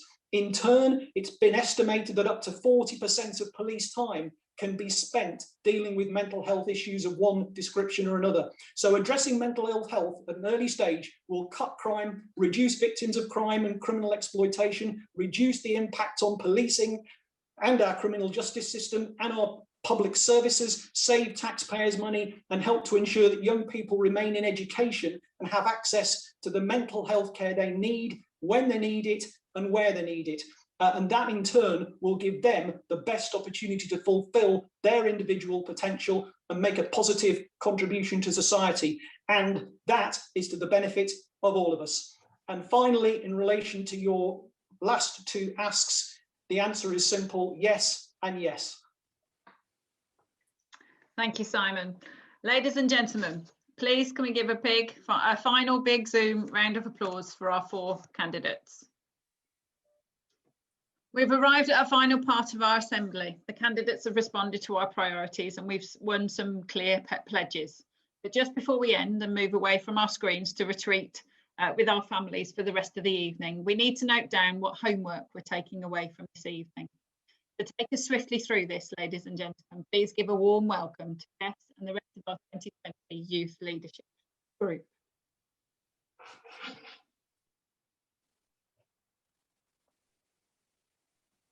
Hi everyone. Well done to every speaker this evening for launching 9 top civil society priorities for action by whoever is elected as our next regional mayor and our next police and crime commissioner. I was at the last mayoral assembly in 2017 and I'm still moved to see community organising and action in Birmingham. Good evening. Together, all of us before you now are the 2021 Youth Leadership Group of Citizens UK, Birmingham. We are young women and men from member institutions aged 18 to 30, with significant experience of community organising, some of us since we were teenagers. We have 3 very important calls to action to make. Firstly, our time spent together this evening sets immediate homework. Everyone eligible needs to be registered to vote and then go on to actually do it. This year, because of the pandemic, we're urging you to consider applying to vote by post to avoid the polling station COVID measures. It takes a few short minutes to register to vote online at gov.uk/register to vote. Your deadline is 11:59 p.m. on Monday, the 19th of April. You need to be registered to vote to apply to cast it via the post. We urge you to apply straight away on your council's website. The official deadline to apply for a postal vote is 5 p.m. on Tuesday, the 20th of April. We therefore call on every member institution to come up with plans for promoting voter turnout. We at Citizens UK will send you information and resources to do this. Tonight we heard some powerful stories and specific asks on making our families better off, communities safer, and build a region of welcome. The common thread through all 9 priorities is the people who stand to benefit the most from each one are children and young people. So, to our second call to action, we all know Birmingham is the youngest city in Europe, so it is high time that young people were more than consulted for their views to help agencies identify need. We want to be invited to help shape the services and programmes commissioned to meet those needs. Basically, we urge all public agencies and the firms who work for them to have us at the heart of the decision-making table and not on the menu. Our absence does not make any good business sense. Lastly, our third call to action, and this is aimed at the primary leaders of our own member institutions. Who are the next generation of leaders being nurtured in your school, place of worship, campus, and community organisation? Do you have a plan to identify, support, and develop them? When will we see them with you? A very important community organising maxim says, action is oxygen to organisations. Without it, we won't survive. Taking action to develop young people in leadership within the organisation is very important to the future of civil society itself. We thank you for your time to listen to us. Thank you.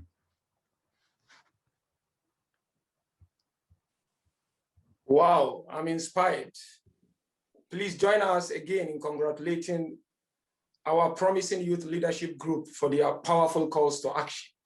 No doubt, we agree to be accountable for those actions. Before Vic and myself give a closing round of announcement and next steps, we are now joined by 3 of our civil society leaders from different sections offering their short closing reflections on what we have achieved together this evening. Over to you, Atta, Jackie, and Amrik. Thank you, Sheikh Nuru. I'm not sure 2 minutes gives enough time to really, truly reflect on everything we've seen tonight. But what tonight has demonstrated is the power of a collective voice, in particular the voice of young people in both challenging the status quo but making a real difference to people's lives. Citizens UK, through its diverse member institutions and organisations, have already achieved so much and demonstrated that tonight, but there is much more that needs to be done. We have heard some very moving stories about the challenges facing our communities and opportunities to address this. For me, the incredible examples of young people's experiences in temporary accommodation stand out. Incredible in the sense that in 2021, we have thousands of families and young children living in temporary accommodation, often far from their support networks. The impacts on educational attainment, health outcomes, and opportunities to live happy, successful lives are clear. A fundamental basic right is the right to somewhere safe and secure to live, and ensuring that families are better off also requires truly affordable social housing.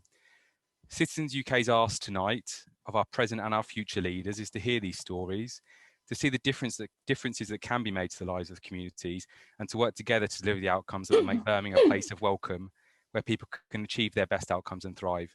These opportunities cannot and will not be ignored. Thank you. Thank you.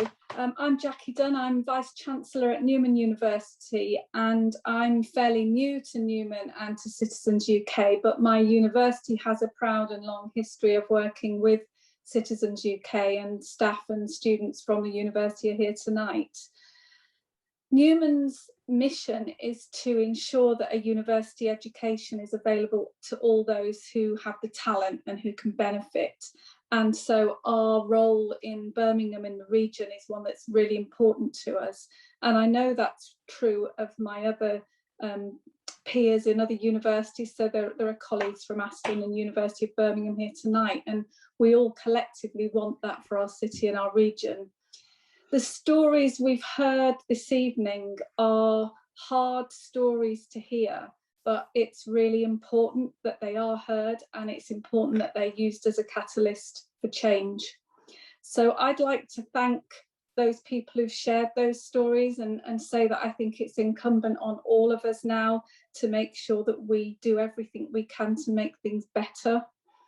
At Newman University, and I'm sure this is true of other universities and colleges and schools in the region, we support Citizens UK because it makes a difference. And I think we've seen that in this room tonight in action, holding leaders to account and bringing people together to make change happen. And I think it's very impressive to see the power of that collective will and commitment in the room tonight. So I certainly look forward to continuing to work with Citizens UK, and thank you all very much.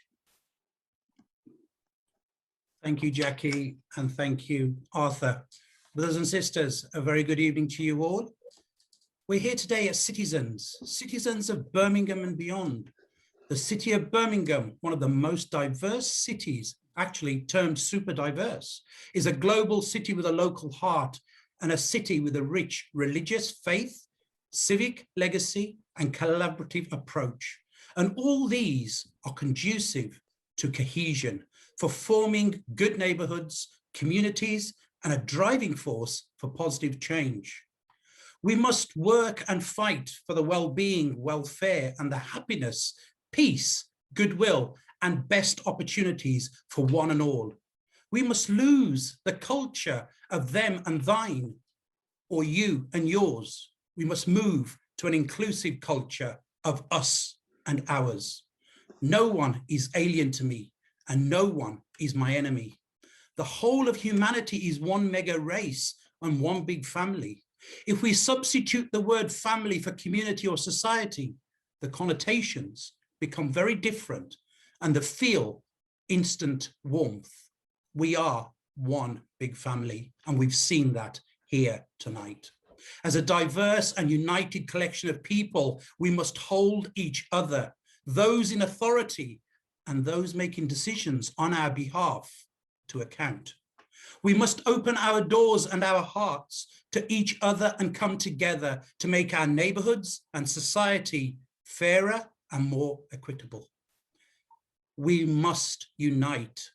And when we unite, our solidarity will be unique in offering opportunities for us to show our tolerance, our diversity, our community spirit, our generosity, and our power to influence change. By helping each other, we make a difference to so many lives. Post-COVID, we cannot be about me and I. We must be about we and us. We must unite and work together in our neighborhoods to make a difference to the well-being of all. Let us all hold our heads up high and say with pride, we came together, we heard, we united, we led the way, and we made a difference to our society. Let us create a safer, fairer, more equal, more compassionate, more welcoming, and a better place for all to live. Bless you and thank you.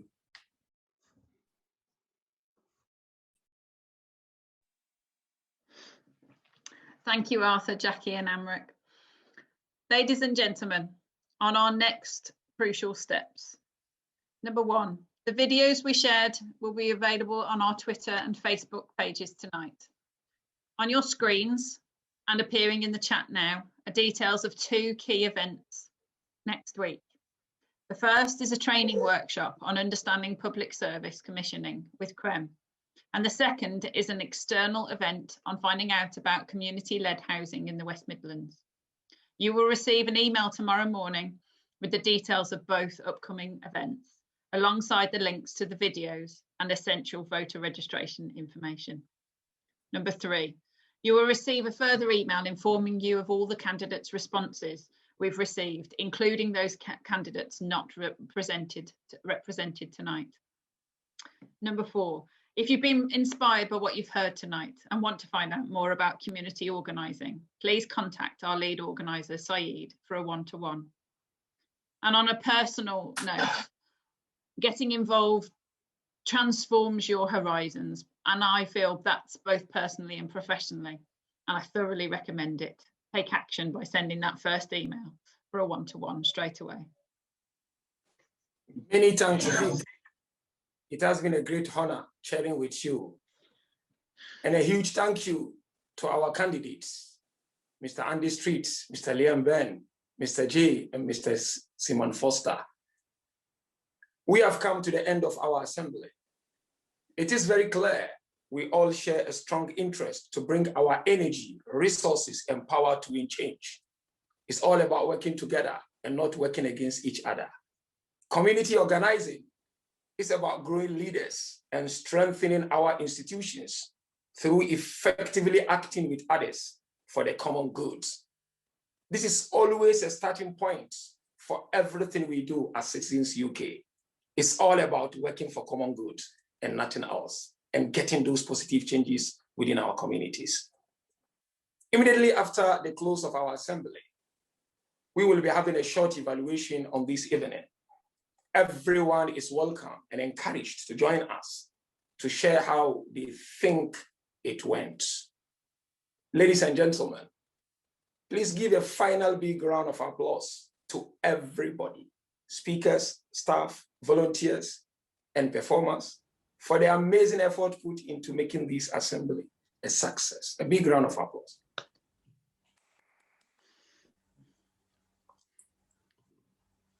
You know, COVID is still here with us. Take care of yourselves and your families, and ensure to follow government general guidelines. I now declare this assembly closed. But before we all disperse, those who would like to disperse and not to stay for our evaluation, sit, relax, and watch this video. It will leave something in your mind to think about.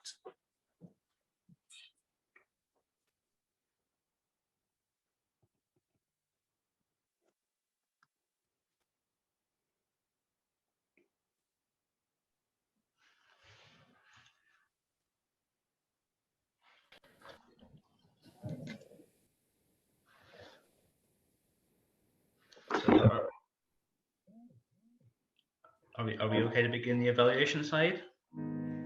Just after the video call. In 2020, our lives were turned upside down by the arrival of the COVID-19 pandemic. This unprecedented world event affected every nation and community. Here in the West Midlands, over 10,000 people died from the virus, devastating households, workplaces, and neighbourhoods.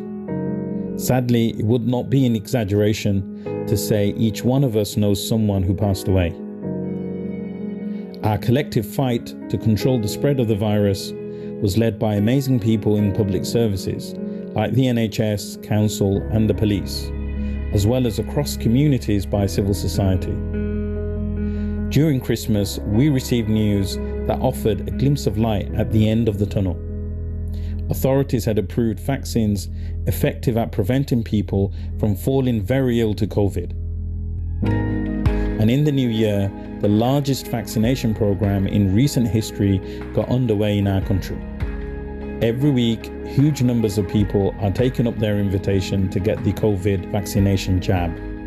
Chances are our parents, elderly relatives, and neighbours may have already had their first dose. There may be people who have been hesitant to take it or are now being contacted for the first time. We urge everyone to take up your appointment and get yourself protected. Here are some leaders from our communities who've been very busy during the pandemic, helping others and have themselves taken the jab. Please listen to what they've got to say. I've taken my vaccine at a local vaccination center and it was very well organized. আমি recently আমার Covid vaccine নিছি আমার local ভ্যাকসিনেશન centre हो गया मैं मारा local vaccination centre में मारा वैक्सीन नो पहलो डोज लई लीधो nangoti nditovhidhiyo ndichikuudzai kuti ndakazonobayiwawo vaccination kusenta yekuno kumaraini kwangu चंद हफ्ते पहले मेरे जो जीपी ने डॉक्टर उन्होंने मेरा राब्ता किया और मिकी वैक्सीन की दावत दी जिहड़ी मैं कबूल की है ጊዜኡ ሓልዩ ንዝመጽእ ናይ ኮቪድ ክታበት ንምውሳድ ኣብ ምጽባይ ኣለኹ It did not hurt and after 30 minutes I was out and about doing my daily chores. चंद दिन बाद मैं अपने अपॉइंटमेंट्स गया मैं इथे लोकल हेल्थ सेंटर है उस अपॉइंटमेंट गया और वैक्सीन की दी बिल्कुल कोई दर्द नहीं होया महसूस भी नहीं होया कि कोई मैं टीका लगाया हुआ है asi pari zvino zuva retatu kubva pandakabayiwa handina kuona ma-side effects iwawo akawanda ndakangotemwa nemusoro zvishoma-shoma ndikavayiwa muganda zvishoma-shoma injection लेता મને કોઈ જાતનો દુખાવો ન થયો હા इंजेक्शन લીધા પછી થોડીક વાર માટે મારું હાથ ભારે થઈ ગયેલું અને થોડા કલાકો સુધી મારું માથું પણ મને ભારે લાગતું હતું પણ 24 કલાકની અંદર બધું વ્યવસ્થિત થઈ ગયું હું કામે પણ લાગી ગયો કોઈ જાતની તકલીફ ન થઈ ከም ኣካል ናይ ዘለኽዎ ሕብረተሰብ ንጥዕናይን ኣብ ከባቢयै ዘለዉ ሰባትን ኣብ ምውሓስ ጥዕና ግደይ ከበርክት ቅርብቲ እየ vaccination tara ekboshorufre tara scientifically test horsoin amra scientists tokhle jototuk janoin ekta lagi safe so khub rigorously etare testing koroise मैं समझना कि जी वैक्सीन है ये मुख्तलिफ जो साइंसदान दुनिया ने उन्हें बनाई है ये बिल्कुल महफूज है और जो हुकूमत की तरफों है कि बिल्कुल ऑथराइजेशन लगी हुई है I know the vaccine has been scientifically tested and it is safe for me to have. Even though I've had the vaccine, I will continue to follow government guidelines. मैं बिल्कुल आपको भी और सारे के रिक्वेस्ट करना कि जो हुकूमती गाइडलाइंस ने कोविड ने के सो आत तो वो mask पहिरवानो ርሕቀትካ ምህላው ኣብ ግብሪ ከውዕሎም እየ ኣብ ዞትቱክ ፋይዲ ባራ ገለ ኣምራ social distancing maintain hortam. As the lockdown eases, we should all follow the government guidelines and continue to look out for our family, friends and neighbours. Together, we are stronger.